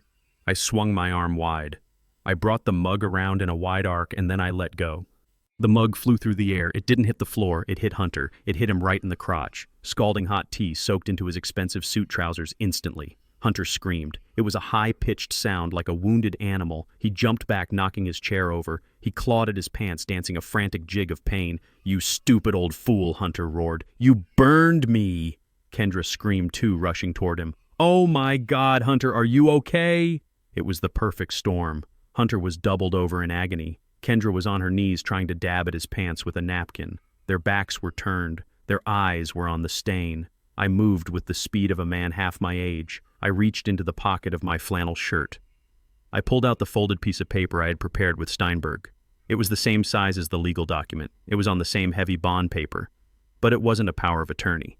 It was a handwritten recipe for Viola's gumbo that I had scribbled out on legal stationery. I slid the real legal document off the table and into my lap, stuffing it under my leg. I slapped the gumbo recipe onto the table in its place. I smoothed it out. I grabbed the pen. I didn't tremble this time. I signed my name at the bottom of the recipe with a flourish. Samson Vance. I did it. I yelled over Hunter's cursing. I signed it. I signed the paper. I held the pen up in the air like a trophy. Hunter stopped dancing. He looked at me, his face purple with rage and pain. He looked at the paper on the table. He saw a signature. He saw the heavy bond paper. He didn't read the text. He didn't check the clauses. He was in too much pain and he was too arrogant. He saw what he wanted to see, a signature. He snatched the paper from the table. He didn't even fold it properly. He just shoved it into his leather briefcase and snapped the lock shut. "Get him out of here!" Hunter hissed at Kendra through gritted teeth. "Get him out of my sight before I kill him right now!" Kendra looked at me with pure hatred. "Go to your room, Dad," she spat. "Just go." I stood up. I made sure to grab the real document from my lap, hiding it under my arm as I leaned on my cane. I looked confused. I looked sorry. "I am sorry about the tea," I mumbled. "I just wanted to sign." Hunter didn't answer. He was limping toward the kitchen, probably to find ice. I turned and shuffled toward the stairs. My heart was pounding like a drum. I had done it. I had pulled off the switch. They had a recipe for stew in their briefcase and they thought it was the keys to a kingdom. I walked up the stairs. I went into my room. I locked the door. I didn't turn on the light. I leaned against the door and let out a long breath. I felt lightheaded. I listened. Downstairs I could hear Hunter cursing. I could hear Kendra trying to soothe him. "We got it, baby," I heard Kendra say. "We got the signature. It is done. Just put some ice on it. We are rich." Rich. They were rich in arrogance and poor in everything else. I moved to the desk. I turned on the laptop. It was time for the final move of the night. The move that would turn their victory into a hollow shell. I opened the secure browser Viola had installed. I plugged in the small silver key I had found in the cereal box into the USB drive. It unlocked a digital vault. Viola had been thorough. She had set up a shadow structure, a revocable trust that only I could control. I logged into our joint bank accounts, the accounts that Hunter and Kendra were planning to drain the moment the banks opened in the morning. I saw the balance. It was substantial. $50,000 in checking, another $100,000 in a savings account. It wasn't the millions Viola had hidden offshore, but it was enough to make Hunter salivate. It was the bait. I clicked on the transfer tab. I typed in the account number for the Viola Vance Charitable Trust. I selected Transfer All Funds. A confirmation window popped up. "Are you sure you want to transfer all assets? This action cannot be undone without administrative approval." I looked at the screen. I thought about the way Hunter had looked at me when he told me to sign. I thought about Kendra throwing her mother's clothes into trash bags. I am sure I whispered. I clicked yes. The screen refreshed. The balance in the joint accounts dropped to zero. 0.00. The money was gone. It was safe in a place where their greedy hands could never reach it. I sat back in the chair. I watched the digital clock on the screen tick forward. It was midnight, the start of a new day. Tomorrow morning they would wake up thinking they were millionaires, they would put on their best clothes, they would march into the bank with their chests puffed out, ready to claim their prize. And all they would have is a recipe for gumbo and a bank account full of dust. I closed the laptop. I took the real power of attorney document I had stolen from the table and I tore it into tiny pieces. I flushed them down the toilet. I lay down on the bed. I didn't sleep. I just stared at the ceiling and waited for the sunrise. I waited for the scream, because when they found out what I had done, the sound of their rage would be music to my ears. The cat had eaten the canary, and the rats were about to starve. I sat in the passenger seat of Russo's truck parked across the street from the First National Bank downtown. I had a cup of black coffee in my hand, and the steam was fogging up the window, but I didn't wipe it away. I wanted to stay hidden. I wanted to be a ghost. I checked my watch. It was 9 o'clock on the dot. The bank doors were unlocking. I watched as a sleek black sedan pulled into the parking lot. It wasn't my car. It was a rental, a luxury model. Hunter and Kendra stepped out, and even from this distance, I could see the arrogance radiating off them like heat waves. Hunter was wearing his best navy suit. He walked with a slight limp, favoring the leg where I had scalded him with tea the night before, but he held his head high. He gripped his leather briefcase tightly as if it contained the nuclear codes. Kendra was wearing a black dress and dark sunglasses. She looked like a grieving daughter to the outside world, but I knew she was calculating her commission. They walked toward the bank entrance. Hunter held the door open for her, but not out of chivalry. He did it so he could scan the lobby like a general surveying a battlefield he had already conquered. They thought they were walking into a payday. They thought they were 5 minutes away from becoming millionaires. They had no idea they were walking into a buzzsaw. I took a sip of coffee. It was bitter, but it tasted like victory. I had spent 40 years working with my hands, building things, fixing things, making sure the foundation was solid before I added the weight. Hunter had spent his life trying to skip the foundation and go straight to the penthouse. Today, gravity was going to catch up with him. I imagined the conversation they had in the car. They probably talked about which debts to pay first. They probably argued about whether to sell the house immediately or renovate it first. They probably laughed about the old man left behind in the suburbs, confused and alone, waiting for a ride to the nursing home. They disappeared inside the glass doors. I couldn't see them anymore, but I knew exactly what was happening. I had called the bank manager, Mr. Henderson, at 8:30 this morning. I had told him everything. I told him about the fraud. I told him about the threats. I moved my money, but I told him to expect visitors. I told him to be ready. I leaned back in the seat and waited. Beside me, Russo was chewing on an unlit cigar. "Do you think they will scream?" Russo asked. I hope so, I said. I really hope so. Inside the bank, the air conditioning was humming, and the floors were polished to a mirror shine. Hunter marched up to the teller line, but he didn't wait. He saw the manager's office door open, and he bypassed the velvet ropes. He was a man in a hurry. He was a man who owed money to dangerous people, and he thought he finally had the solution in his hand. Mr. Henderson, Hunter boomed, his voice echoing off the marble. We have an appointment, or rather we have an urgent transaction. I imagined Mr. Henderson looking up from his desk. He was a good man, a family man. He had known Viola for 20 years. He knew the difference between a hard-earned dollar and a stolen one. Mr. Henderson would have invited them in. He would have offered them a seat. He would have been professional, cold, but professional. We are here to execute a full transfer of assets, Hunter would have said, placing the briefcase on the mahogany desk. My father-in-law, Sampson Vance, has signed over full power of attorney. We need to liquidate the joint accounts and transfer the funds to a secure holding account under my management. Kendra would have nodded solemnly.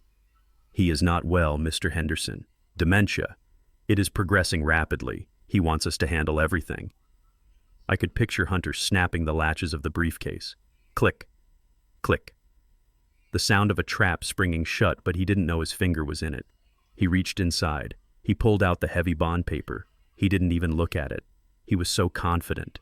He was so blinded by greed. He slid the paper across the desk, his finger tapping on the signature at the bottom.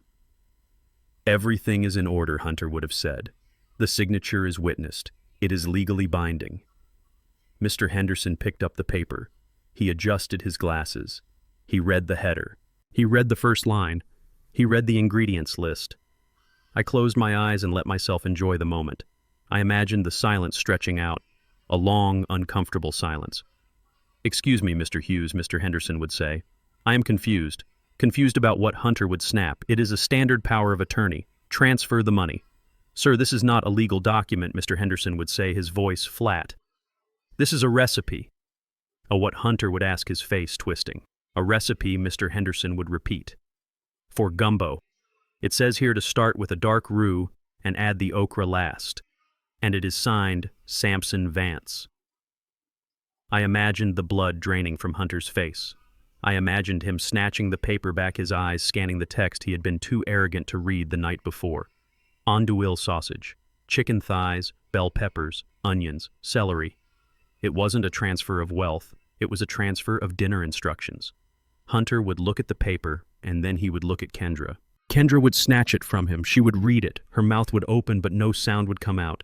This is a joke, Hunter would scream. He switched the papers. The old bastard switched the papers. But Sir Mr. Henderson would say, his voice hardening. Even if this were a legal document, there is nothing to transfer. What do you mean? Hunter would whisper, the panic finally setting in. Mr. Vance closed his accounts this morning, Mr. Henderson would say. Electronic transfer. The balance is zero. The accounts are closed. There is nothing here for you to take. Zero. The word would hang in the air like a guillotine blade. I opened my eyes. I looked at the bank doors. It had been 10 minutes. Suddenly, the doors flew open. Hunter didn't walk out. He stumbled out. He looked like he had been punched in the gut. His tie was crooked. His face was a mask of purple rage and sheer terror. Kendra was right behind him, looking pale and sick. They stood on the sidewalk, blinking in the sunlight. Hunter looked at the paper in his hand. He crumbled it up and threw it on the ground. He kicked the planter box. He screamed something at the sky that I couldn't hear through the glass, but I could read his lips. He is dead. He reached into his pocket and pulled out his phone. My phone on the dashboard buzzed. I looked at the caller ID, son-in-law. I picked it up.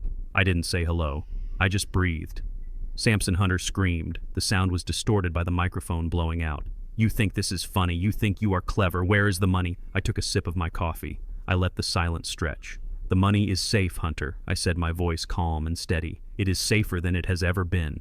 You stole it, Hunter roared. You stole my money. I am going to kill you. I am coming back to the house and I am going to tear you apart with my bare hands. You hear me? You are a dead man. I looked at Russo. He was grinning. I wouldn't go back to the house if I were you, Hunter, I said. Why? Hunter shouted. Did you burn it down? Did you light the gas yourself this time? No, I said. But the locks might be a problem for you. What locks? The new ones, I said. I had a locksmith come out at 6 this morning.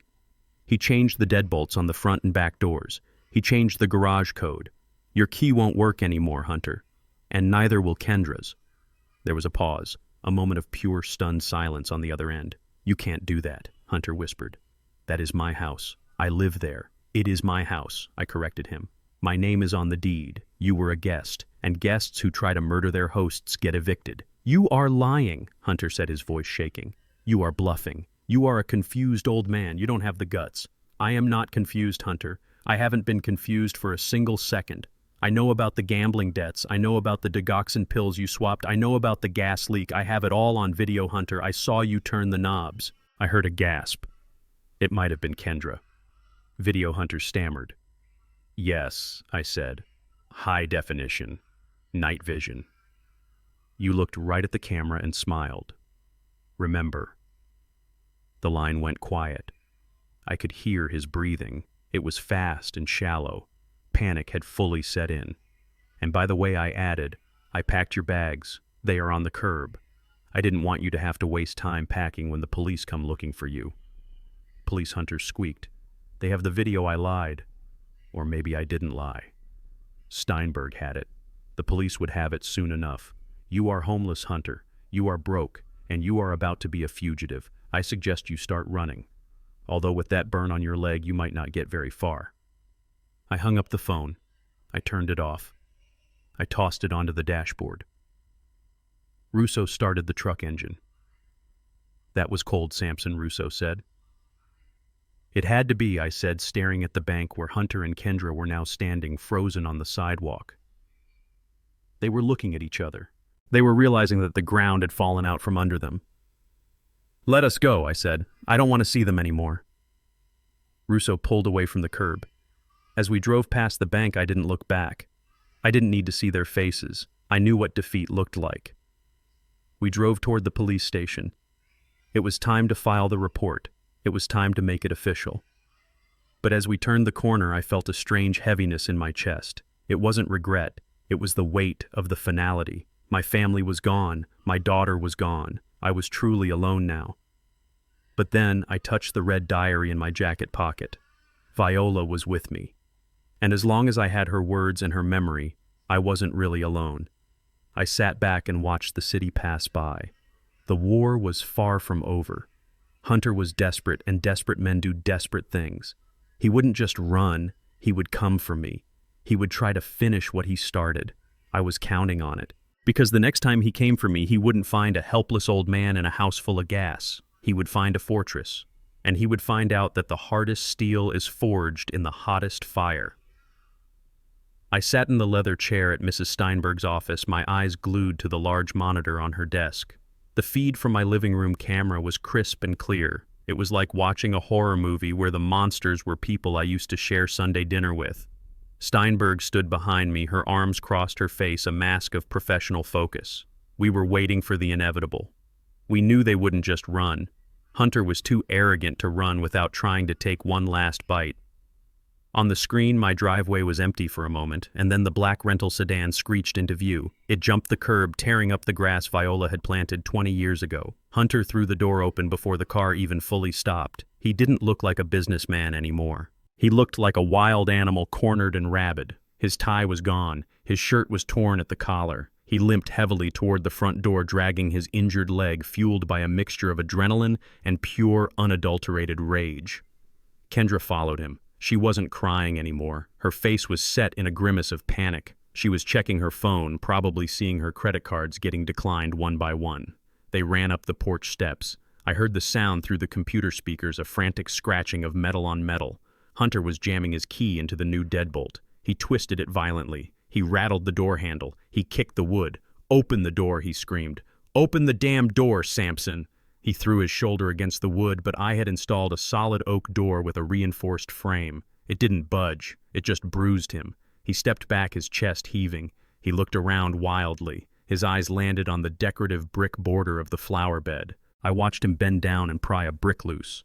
Dirt scattered across the concrete. He weighed the brick in his hand. "Don't do it, Hunter," I whispered to the screen. "That is a felony." He didn't hear me. He swung his arm back and launched the brick through the bay window. The sound of shattering glass was explosive. Shards rained down onto the hardwood floor inside. The alarm didn't go off because I had disabled it. I wanted them inside. I wanted them to feel safe enough to show their true selves. Hunter reached through the jagged hole and unlocked the latch. He pushed the window up and climbed through, cutting his hand on a piece of glass. He didn't even flinch. He pulled Kendra in after him. They stood in my living room, breathing hard, looking around as if they expected me to jump out from behind the sofa. "Where is he?" Hunter roared. "Where is the money?" They ran toward the stairs. I switched the camera view to the hallway feed. I watched them sprint toward the master bedroom. They didn't care about me anymore. They only cared about the safe. They thought maybe, just maybe, I had bluffed about the bank transfer. They thought I might have hidden the cash in the wall safe behind the painting of the lighthouse. I switched the view to the bedroom camera. I saw them burst in. Hunter ripped the painting off the wall and threw it on the floor. He punched in the code. I hadn't changed the code. I wanted him to see the empty space. The safe door swung open. Hunter reached inside. He groped around. His hand came out empty. Nothing. Not a dollar, not a bond, not even a coin. The scream he let out was not human. It was a primal sound of total defeat. He grabbed the heavy metal door of the safe and slammed it shut over and over again until the plaster around the frame started to crack. "He is dead," Hunter shrieked. "He is dead. He took it all." He turned on Kendra. "You said he was senile. You said he didn't know what day it was. He played us. The old man played us like a fiddle." Kendra backed away, her hands raised. "I didn't know. I thought he was losing it. He peed himself at dinner, Hunter. He poured soup on you. How could he fake that?" "Because he hates us," Hunter yelled. "He hates us, and he is laughing at us." He grabbed the lamp from the bedside table and threw it against the wall. It shattered. He flipped the mattress. He pulled the drawers out of the dresser and smashed them on the floor. He was destroying the room where I had slept for 40 years. He was destroying the last sanctuary I had. But it wasn't enough. He needed to break something that mattered. He ran out of the room and thundered down the stairs. I switched back to the living room feed. Hunter was pacing like a caged tiger. He saw the big flat-screen TV on the wall. He ran to the hall closet and grabbed my old set of golf clubs. He pulled out a 9-iron. He swung the club with all his might. The screen exploded in a shower of sparks and plastic. He swung again and again, grunting with every impact. "I am going to kill him," Hunter screamed at the empty room. He looked straight at the chandelier. He looked straight into the lens of the camera he didn't know was there. His face was twisted, ugly, distorted by greed and hate. "I am going to find him, and I am going to wrap my hands around his neck," Hunter shouted. "I should have done it years ago. I shouldn't have waited for the pills to work. I should have just choked the life out of him." He took a breath, his eyes wild. "Just like I did with that mutt," he yelled. "Just like I did with Buster." My heart stopped beating. The air left the room. Buster. My old golden retriever. He died 3 years ago. The vet said he got into some antifreeze in the garage. I cried for a week. I buried him in the backyard under the willow tree. I thought it was my fault. I thought I had left a bottle open. "You killed Buster," Kendra whispered. Her voice was horrified, but not because of the act. She was horrified because he was saying it out loud. He wouldn't stop barking. Hunter said, swinging the golf club at a vase. He was annoying. He was always watching me. So I put a little something in his bowl. It was easy, just like the old man. They are both useless animals. I stared at the screen. My hands were shaking, but not with fear, with a rage so cold it felt like ice in my veins. He killed my dog. He killed my innocent, loyal dog just because he was annoying, just because he was a witness. That was the moment I knew there would be no mercy. I wouldn't just send him to jail. I would make sure he never saw the sky again. Steinberg leaned over my shoulder. Her hand rested on the back of my chair. Her grip was firm. "Did you hear that?" she asked. Her voice was professional, but I could hear the edge in it. "I heard it. I said." My voice sounded dead. "That is a confession," Steinberg said. "Animal cruelty, destruction of property, breaking and entering, and a direct, credible threat against your life." She picked up her phone. She dialed a number. "Lieutenant," she said into the phone. "This is Steinberg. We have a situation at the Vance residence." "Yes, we are watching it live. The suspect has broken in. He is armed with a golf club. He just confessed to killing the family pet and threatened to strangle my client." "Yes, he is dangerous. Send everything you have." She hung up and looked at me. "It is over, Sampson," she said. "They aren't getting out of this. That video puts him away for 10 years minimum. The threat adds another 5. The fraud adds 20. He is never going to hurt you again." I watched the screen. Hunter was panting now, leaning on the golf club like it was a cane.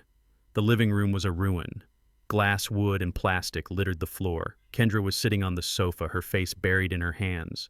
She knew. She knew it was over. But Hunter didn't know yet. He was still the king of the ashes. He pulled out his phone. He dialed a number. My phone buzzed in my pocket. "Answer it," Steinberg said. "Keep him on the line. The police are 2 minutes away. We need him to stay inside." I picked up the phone. I put it on speaker. "Hello, Hunter," I said. Samson Hunter breathed. "You are dead. You hear me? I'm going to burn this house down with you in it." "I am not in the house, Hunter," I said. "But you are. And you made a mess." "Where are you?" Hunter screamed. "Tell me where you are so I can come and end this." "I am watching you, Hunter," I said. "I saw you break the window. I saw you smash the TV, and I heard what you said about Buster." Hunter went silent. He looked around the room. He spun in a circle, watching me. "How?" "Look up, Hunter," I said. "Look at the chandelier." On the screen I saw him look up. He squinted. He saw the tiny black dot in the crystal base. He realized. "You old son of a bitch," he whispered. "Say hello to the police, Hunter," I said. In the distance, through the computer speakers, I heard the sirens. They were loud. They were close. Hunter dropped the phone. He dropped the golf club. He looked at Kendra. "Run!" he yelled. He grabbed her arm and dragged her toward the broken window, but it was too late. I saw the blue and red lights flashing against the living room walls. I saw the shadows of officers moving up the porch steps. I sat back in the chair. I watched the door burst open. I watched men in uniforms flood the room. I watched them tackle Hunter to the ground among the shards of my life. I didn't smile. I didn't cheer. I just felt a heavy, profound relief. Justice was here. And it had arrived with a siren. The police cruisers swarmed the street like a pack of angry hornets, their blue lights painting the neighborhood in chaotic flashes of color. I watched it all from the safety of Mrs. Steinberg's office, my eyes fixed on the security feed. The silent alarm I had triggered when Hunter confessed had done its job. The cavalry had arrived. Inside the house, panic had turned into frenzy. Hunter was scrambling. He looked out the broken bay window and saw the uniforms taking positions on the lawn. He saw the tactical team moving up the driveway with shields and rifles. His face drained of color, leaving him looking like a wax figure melting under heat. "They are here," Kendra screamed, her voice thin with terror. "They are going to arrest us." Hunter grabbed her arm roughly. "We are not going to jail," he spat. "Not today." He looked around the room, searching for an exit. The front door was blocked. The back door was covered. The rental car was parked in the driveway, boxed in by a squad car that had just pulled up onto the curb. The garage, Hunter yelled. "The truck." My heart skipped a beat. My Ford F-150. The truck he told me he had sold. The truck he called a piece of junk. It was still sitting in the garage. The buyer hadn't come yet, or maybe there never was a buyer. Maybe it was just another lie to hurt me. They ran for the door, connecting the kitchen to the garage. Hunter kicked it open. I switched the camera feed to the garage interior. The truck was there, gleaming under the fluorescent lights I had installed years ago. It was a beast of a machine, a platinum edition with all the trimmings. I loved that truck. Hunter fumbled in his pocket. He pulled out a set of keys. My spare keys. He had stolen them from my dresser days ago.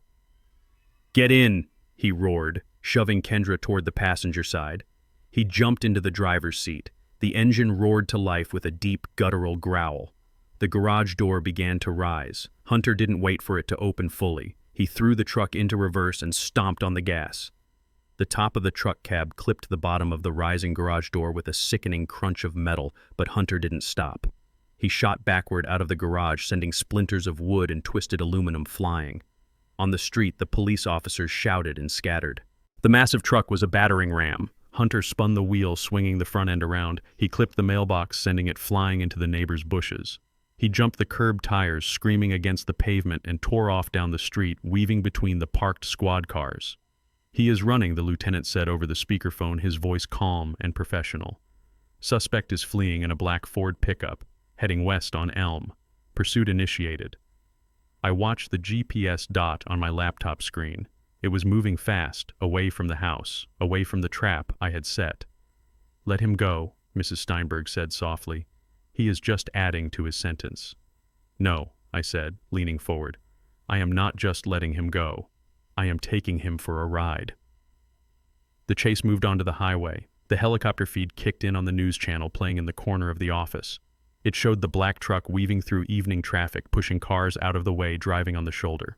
Hunter was driving like a man who knew he had nothing left to lose. I could imagine him inside that cab. He would be screaming, he would be pounding the steering wheel, he would be telling Kendra that they were going to make it, that they were going to cross the border to Mexico and live on a beach with money they didn't have. He was going 80, then 90, then 100 miles per hour. The police cruisers were trailing him, keeping a safe distance, waiting for him to crash or run out of gas. The lieutenant's voice crackled over the line again. "Mr. Vance, we are preparing to deploy spike strips at mile marker 42. We cannot let him reach the city limits. He is a danger to the public." "Don't," I said. My voice was steady. "Don't risk your men. I will handle it." The lieutenant paused. "Handle it? How?" "You are in a lawyer's office downtown." I picked up my phone. I opened an application with a blue icon. It was a custom interface connected to the aftermarket security system I had installed in the truck 6 months ago. I was a foreman. I knew machinery. And I knew that anything with a computer chip could be controlled if you had the right access.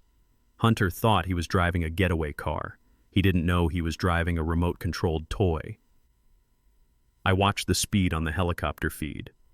110.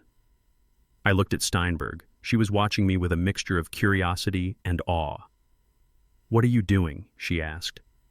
"I am ending this," I said. I tapped the screen.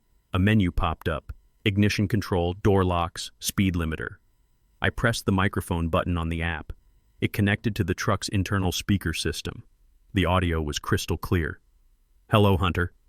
I saw the truck swerve slightly on the television screen. He heard me. My voice was booming through the cab surrounding him, filling the space where he thought he was safe. Samson Hunter screamed back. I could hear him over the background noise of the engine. "How are you doing this?" "Get out of my head." "I am not in your head, Hunter," I said. "I am in the truck. I am in the engine. I am in the brakes." "You are a ghost," he shrieked. "You are dead." "Not yet," I said. "But your engine is about to be." I watched the GPS tracker. He was on a long, straight stretch of highway. No civilian cars were immediately around him. It was perfect. I tapped the command labeled Remote Shutdown. A warning box appeared. "Are you sure you want to cut fuel injection? This may cause loss of power. Steering and braking assist." I didn't hesitate. I tapped Yes. On the television screen, the brake lights of the truck flared. Not because Hunter pressed them, but because the engine had just died. The roar of the V8 was cut, instantly replaced by the terrifying silence of momentum. The truck began to slow, from 100 to 80 to 60. "What did you do?" Hunter screamed. "The gas pedal. It is dead. It is not working." "You ran out of luck," Hunter, I said into the microphone, "just like you ran out of time." The truck coasted. Hunter fought the wheel, trying to keep it on the road without the power steering. He drifted toward the center median, then corrected, jerking back to the middle lane. 40 miles per hour. 20. He came to a shuddering halt right in the middle of the highway. The dust from the road swirled around the stationary vehicle. Hunter grabbed the door handle. He tried to throw it open to run, but I was faster. I tapped the lock-all command. The solenoids in the doors clicked shut with a sound like a prison cell slamming. Hunter threw his shoulder against the door. It didn't budge. He tried the window buttons. Nothing. I had killed the electrical system too. He was trapped, a rat in a steel cage sitting on the interstate. "Let me out!" he screamed, clawing at the glass. Kendra was sobbing in the passenger seat, her face buried in her hands. I leaned into the microphone one last time. "You wanted my truck, Hunter," I said. "You wanted my house. You wanted my life. Now you have the truck. Enjoy the view." I cut the audio connection. On the screen, the police cruisers swarmed. They boxed the truck in from all sides. Officers poured out, guns drawn, taking cover behind their doors. "Driver, step out of the vehicle," the loudspeaker boomed. Hunter couldn't step out. He was pounding on the glass, screaming something that no one could hear. He looked pathetic. The arrogance was gone. The businessman was gone. All that was left was a scared little thief who had underestimated the old man he tried to rob. An officer approached the truck with a baton. He shouted an order. Hunter didn't comply because he couldn't. The officer swung the baton. The driver's side window shattered in a shower of safety glass. Hunter was dragged out through the window. He hit the asphalt hard. I saw them zip tie his hands behind his back. They hauled him up and pressed him against the side of my truck. Kendra was next. They pulled her out more gently, but the handcuffs were just as tight. She looked at the camera, at the news helicopter hovering overhead. She looked lost. She looked like a child who had followed a bad influence into the woods and gotten lost in the dark. But she wasn't a child. She was 32 years old. She had made her choice. Steinberg turned off the monitor. The room was silent. "It is done," she said. I slumped back in the chair. The adrenaline was fading, leaving me feeling heavy and old. My hands were trembling slightly. "Is it?" I asked. "Is it really over?" "The criminal part is over," Steinberg said. "Now comes the cleanup." "But you did it, Samson. You survived." I nodded. I survived. But as I sat there visualizing my daughter in the back of a squad car, I didn't feel like a survivor. I felt like a man who had cut off his own limb to save his life. It was necessary. It was the only way. But the phantom pain was already starting. "We have work to do," Steinberg said, pulling a fresh legal pad toward her. "We need to prepare for the arraignment. We need to secure the assets. And we need to make sure they stay in that cell until the trial." I stood up.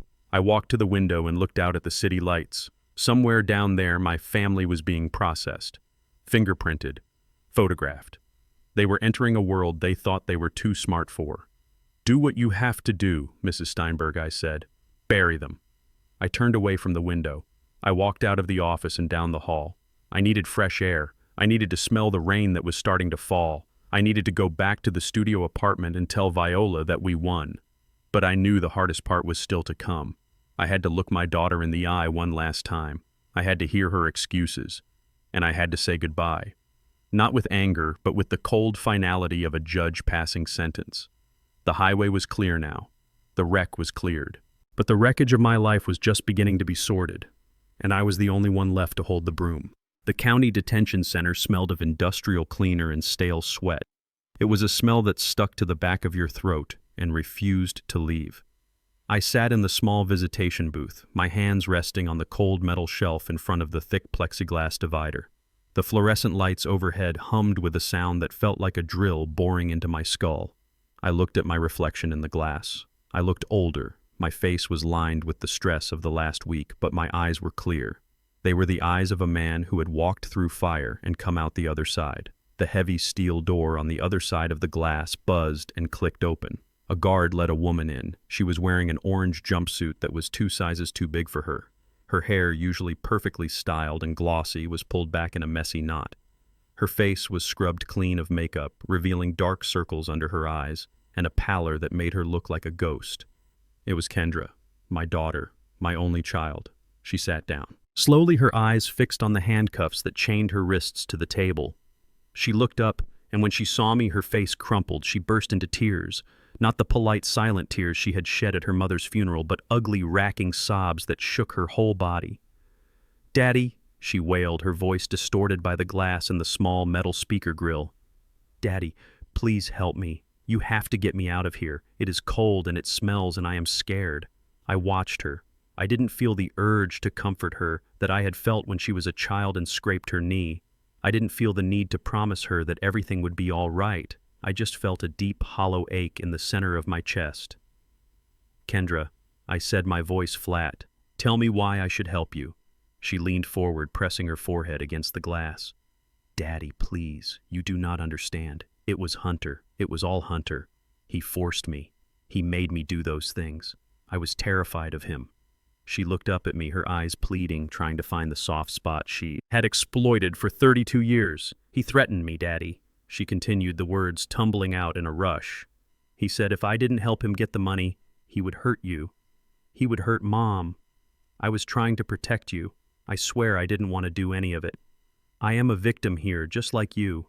I listened to her spin her web. She was good. I had to give her that. She knew exactly what to say to pull at a father's heartstrings." She painted a picture of a helpless girl trapped by a monster, forced to go along with his evil plans to save her parents. "He is crazy, Daddy," she sobbed. "He has gambling debts. He owes money to bad people. I was just trying to keep us safe. Please, you have to post bail. You have to get me a lawyer. The public defender. They gave me as useless," he says. "I am looking at 20 years. Please, Daddy, take me home. I looked at her hands clenching and unclenching on the table. I looked at the orange fabric of her jumpsuit. I remembered the black trash bags in the living room. I remembered her, throwing Viola's favorite dress away like it was garbage. You are lying, Kendra, I said softly. She froze her mouth open mid-sob. What? I said. You are lying. I repeated, my voice gaining strength. You were not scared of Hunter. You were not protecting us. You were his partner. You were his accomplice. No, Daddy, no. She shook her head frantically. That is not true. I love you. I loved Mom. I reached into my pocket and pulled out my phone. I unlocked it and opened the audio file I had saved from the hidden camera in the living room. The file labeled Plan B. I held the phone up to the glass right next to the speaker grill. Listen, I said. I pressed play. The sound was tinny, but clear in the small room. Kendra's voice filled the space, arrogant and cold. He is living too long. Hunter, I really thought swapping the pills would have done it by now. He should have gone into cardiac arrest the night Mom died. I paused the recording. I looked at Kendra. Her face had gone white, all the color draining away until she looked like a corpse. Her mouth worked, but no sound came out. I pressed play again. We need the cash. We get him to sign the power of attorney tomorrow. We transfer the liquid assets. Then on Saturday night, we have a little accident. Boom. Problem solved. I stopped the recording. I put the phone back in my pocket. I watched the realization wash over her. She knew I had heard it. She knew there was no spinning. There was no lie big enough to cover the sound of her own voice plotting my murder. That was not Hunter forcing you, Kendra, I said, my voice trembling with suppressed rage. That was you. That was you complaining that I wasn't dying fast enough. That was you agreeing to burn me alive in my own house because you wanted to save your baby pictures. Kendra stared at me, her eyes wide and terrified, but not terrified of Hunter, terrified of me, terrified of the truth. Daddy, please, she whispered. It was the wine. I was drunk. I didn't mean it. You meant every word I said, cutting her off. You meant it. When you swapped your mother's heart medication for sugar pills, you meant it when you watched her get weaker and did nothing. You meant it when you let her die so you could inherit a house you didn't pay for. She flinched as if I had slapped her. Mom was sick, she stammered. She had a bad heart. She had a manageable condition. I roared, slamming my hand against the shelf. The sound echoed like a gunshot in the small room. She had a condition that was under control until you and your husband decided she was worth more dead than alive. I leaned closer to the glass, my face inches from hers. I can forgive a lot of things, Kendra. I can forgive greed. I can forgive you for stealing my money. I can forgive you for trying to sell my house. I can even forgive you for hating me because maybe I wasn't the perfect father. Maybe I worked too much.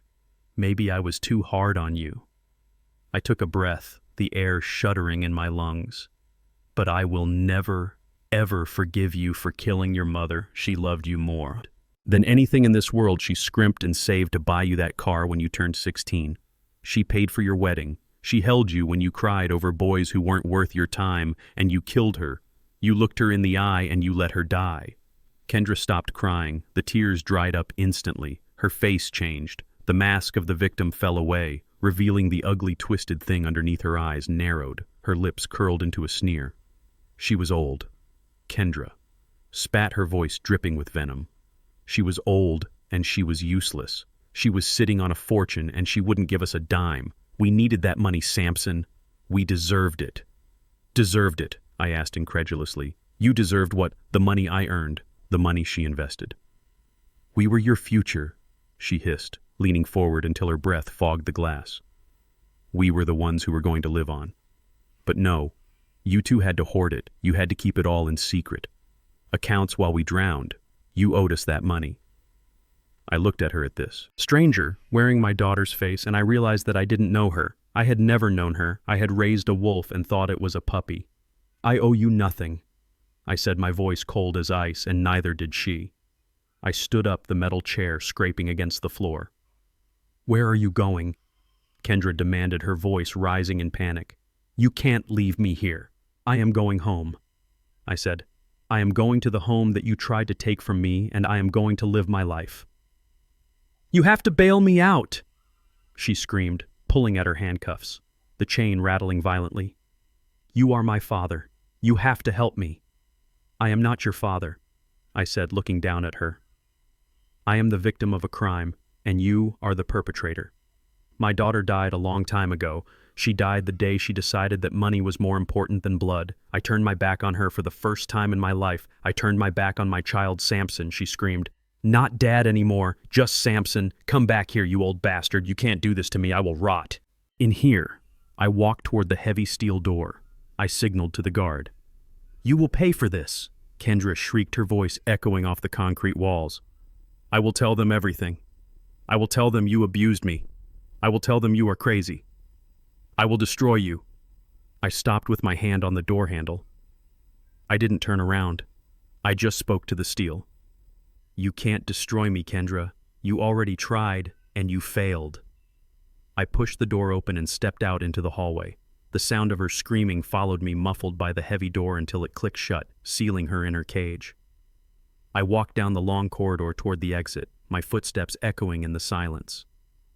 I felt a strange sensation in my chest. It wasn't pain anymore, it was lightness. The heavy burden of doubt was gone. The question of whether I could save her was answered. I couldn't save her. She didn't want to be saved. She wanted to be rich. I walked out of the detention center into the bright afternoon sunlight. The air tasted sweet and clean.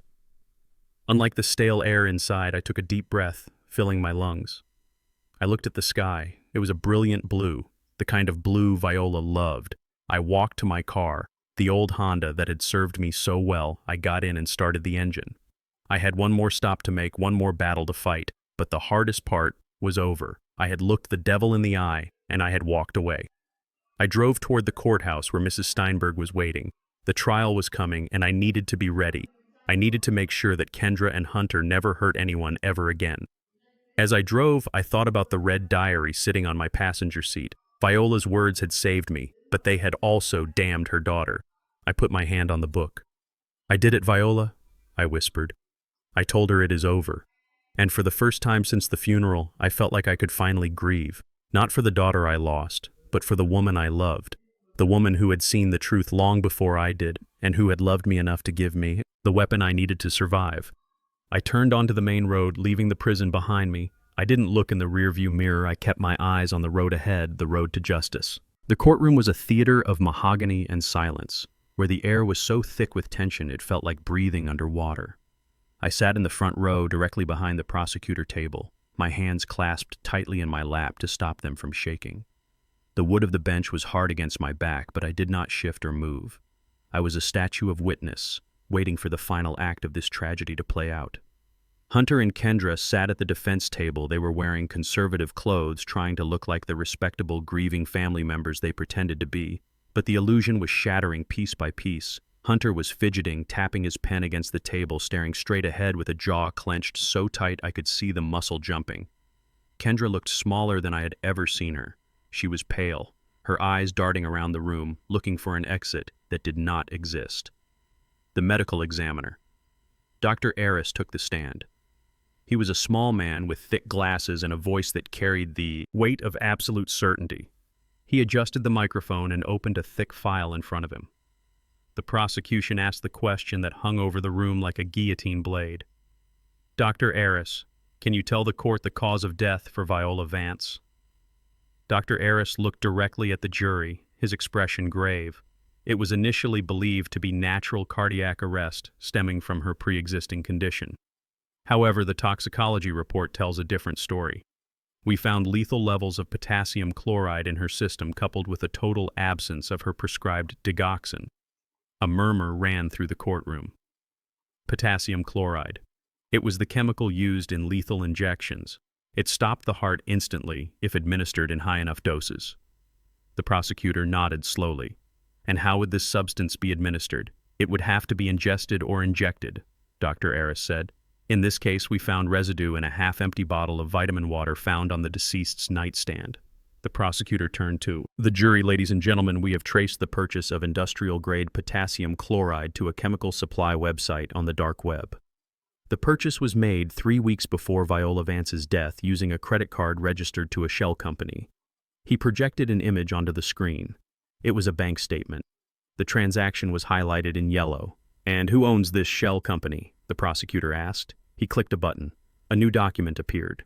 It was the incorporation papers for a company called HK Ventures.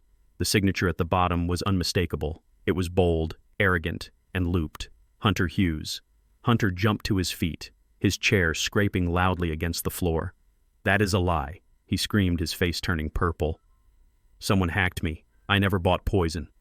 "Sit down, Mr. Hughes," the judge boomed, banging his gavel. The bailiff moved closer, his hand resting on his taser.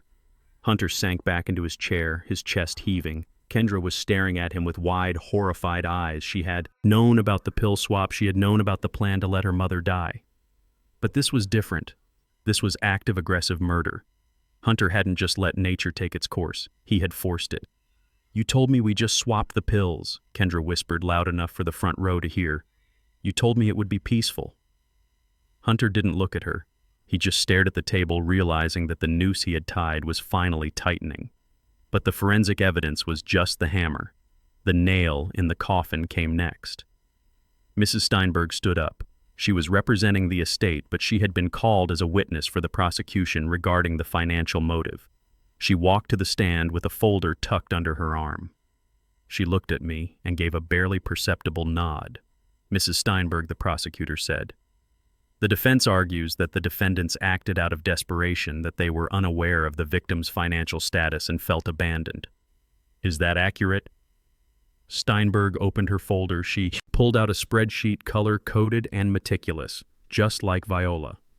"No, it is not accurate," Steinberg said, her voice clear and cutting.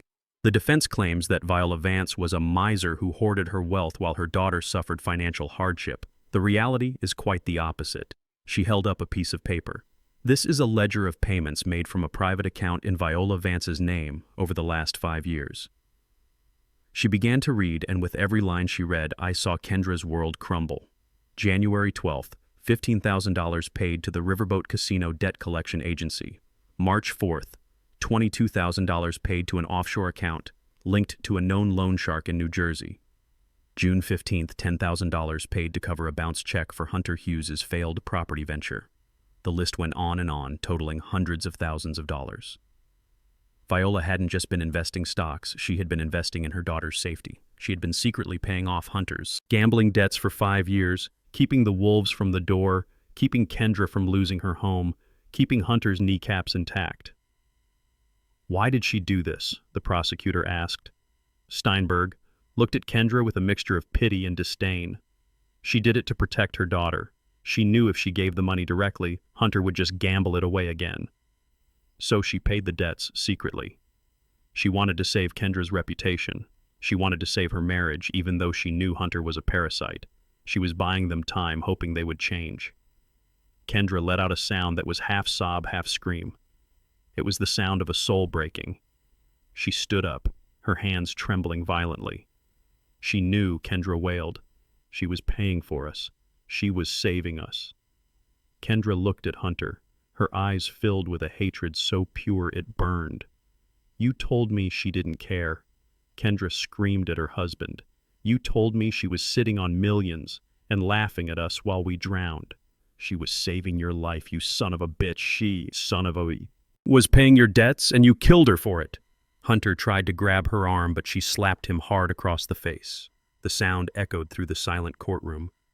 "She loved me," Kendra sobbed, collapsing back into her chair, burying her face in her hands. "She loved me, and I helped you kill her. I helped you kill the only person who ever really helped us." The jury watched in stunned silence. There was no need for closing arguments. The confession was written in Kendra's tears and Hunter's silence. The narrative of the neglected daughter had been obliterated, revealed as a lie built on greed and ignorance. Viola had been the silent guardian, and they had murdered her because they were too blind to see the hand that was feeding them. The jury deliberated for less than 2 hours. When they returned, the foreman, a middle-aged woman with a stern face, didn't even look at the defendants. "We find the defendant, Hunter Hughes, guilty on all counts. First-degree murder, conspiracy to commit murder wire fraud, and elder abuse. We find the defendant, Kendra Hughes, guilty of conspiracy to commit murder, accessory to murder, and elder abuse." The judge adjusted his glasses and looked down at them. Hunter Hughes, you are a predator of the worst kind. You took advantage of a family's trust, you squandered their resources, and when you couldn't steal anymore, you resorted to cold-blooded murder. You have shown no remorse, only arrogance. I sentence you to life in prison without the possibility of parole. You will never gamble with another person's life again. Hunter didn't scream this time. He just slumped forward, his head hitting the table with a dull thud. The fight had finally gone out of him. He was just a number now, a bankrupt soul with a lifetime debt to pay. The judge turned to Kendra. Kendra Hughes, your crime is perhaps even more tragic. You betrayed the woman who gave you life and who spent her final years secretly protecting you. You chose greed over blood, while your husband was the architect you were. A willing participant. I sentence you to 20 years in a federal correctional facility. I hope that in that time you can come to terms with the magnitude of your loss. Kendra didn't react. She just stared at the floor, tears streaming silently down her face. She was already in a prison of her own, making a prison built of guilt and regret that no judge could ever sentence her to. I stood up as the bailiffs moved in to cuff them. Hunter was dragged away, his feet dragging on the floor. Kendra walked willingly, her head bowed. She didn't look at me. She couldn't. She knew she had lost the right to call me father. I walked out of the courtroom and into the hallway. Mrs. Steinberg was waiting for me. She put a hand on my shoulder. "It is over, Sampson," she said softly. "Justice has been done." I nodded. I felt lighter, as if a heavy coat had been taken off my shoulders. But I also felt a deep, profound sadness. Justice didn't bring Viola back. Justice didn't give me my daughter back. It just closed the book, walked to the window and looked out at the city skyline. The sun was setting, painting the buildings in shades of orange and purple. It was a beautiful evening. I reached into my pocket and pulled out the red diary. I ran my thumb over the leather cover. We did it. "Viola," I whispered to the glass. "I told you I would fix it." I turned away from the window and walked toward the elevator.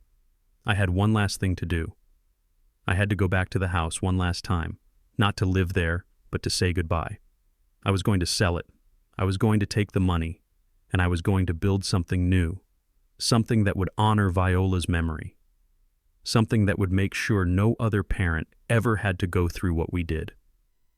The elevator doors opened and I stepped inside. The doors closed, sealing off the past. I pressed the button for the lobby. The car began to descend, carrying me down toward the street, toward the rest of my life, toward a future where I was alone, but free from the lies, free from the fear, and finally at peace. The for sale sign in the front yard didn't stay up for long. The market was hot, just like Hunter had said in his greed-fueled rant. Weeks ago, I stood on the sidewalk looking at the house for the last time. It was empty now. The furniture I had bought with Viola 30 years ago was gone, donated to families who needed it. The walls were bare, the carpets were cleaned, but no amount of scrubbing could wash away the memory of what happened inside those walls. I walked through the empty rooms one final time. My footsteps echoed on the hardwood floors. It sounded lonely, but it didn't feel sad. It felt like a shedding of skin. The kitchen where Hunter had tried to gas me didn't smell like sulfur anymore. It just smelled like lemon cleaner and emptiness. The living room where Kendra had thrown away her mother's clothes was just a box of drywall and glass. I didn't feel the ghosts of my family here anymore. I felt the absence of the toxicity that had poisoned this ground. I walked to the front door and locked it. The click of the deadbolt was the most satisfying sound I had heard in months. I walked down the driveway to where the real estate agent was waiting. She was a young woman, bright and eager. She held out her hand for the keys. "Are you sure you don't want to take a last look?" she asked me. Her eyes were kind, filled with that pity people have for widowers selling their family homes. I shook my head. "I have seen enough," I said. I placed the keys in her palm. The metal was warm from my grip. It felt like handing over a heavy stone that I had been carrying for miles. "Take care of it," I said. "Or don't. It doesn't matter to me anymore. It is just a house." I walked to my old Honda and got in. I didn't look in the rearview mirror as I drove away. I didn't feel a pang of regret. I felt lighter. I felt the way a prisoner feels when the gates open and the road ahead is wide and unmarked. The past was a place I used to live, but I didn't live there anymore. I drove straight to the bank, not to deposit the check from the house sale into my personal account, but to transfer it. It was a lot of money, enough to buy a mansion, enough to travel the world in first class. But I didn't want a mansion, and I didn't want to travel alone. I had a mission. Viola had left me a fortune, not to pamper myself, but to protect others. She had been a guardian angel in life, and I was going to make sure she remained one in death.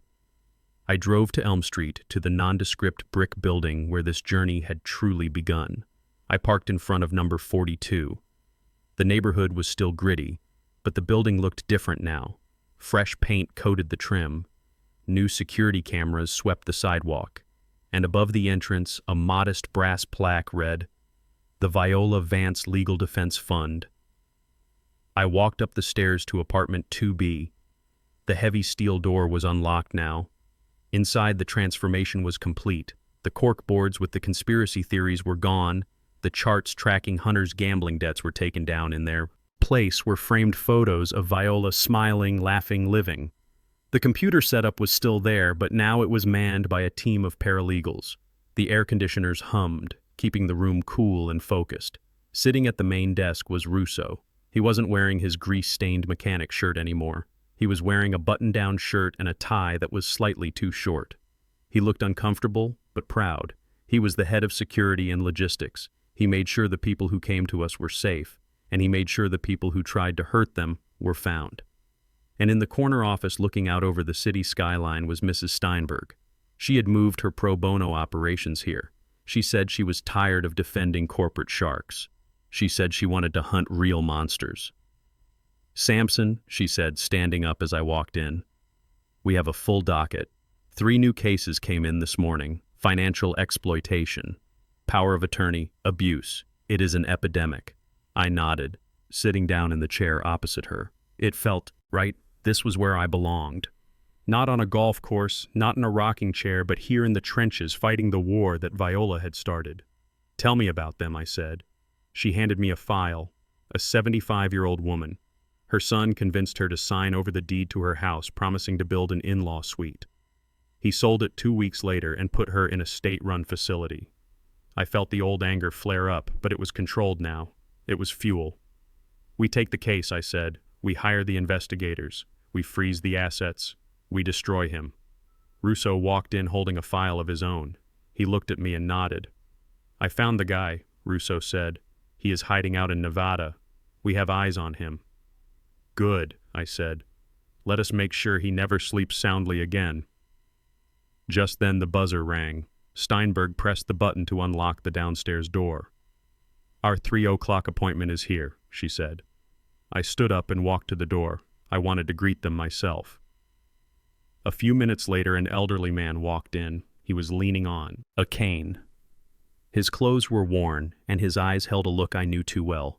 It was the look of a man who had been betrayed by the people he loved the most. He looked scared. He looked ashamed. He saw me and hesitated. "Is this the place?" he asked, his voice trembling. "Is this where they help old fools like me?" I walked over to him. I put a hand on his shoulder. "You are not a fool, my friend," I said. "You are a survivor. And yes, this is the place. My name is Sampson, and I am going to help you get your life back." He looked at me, and for the first time, hope flickered in his eyes. "Thank you," he whispered. "Thank you." "Don't thank me," I said, guiding him to a chair.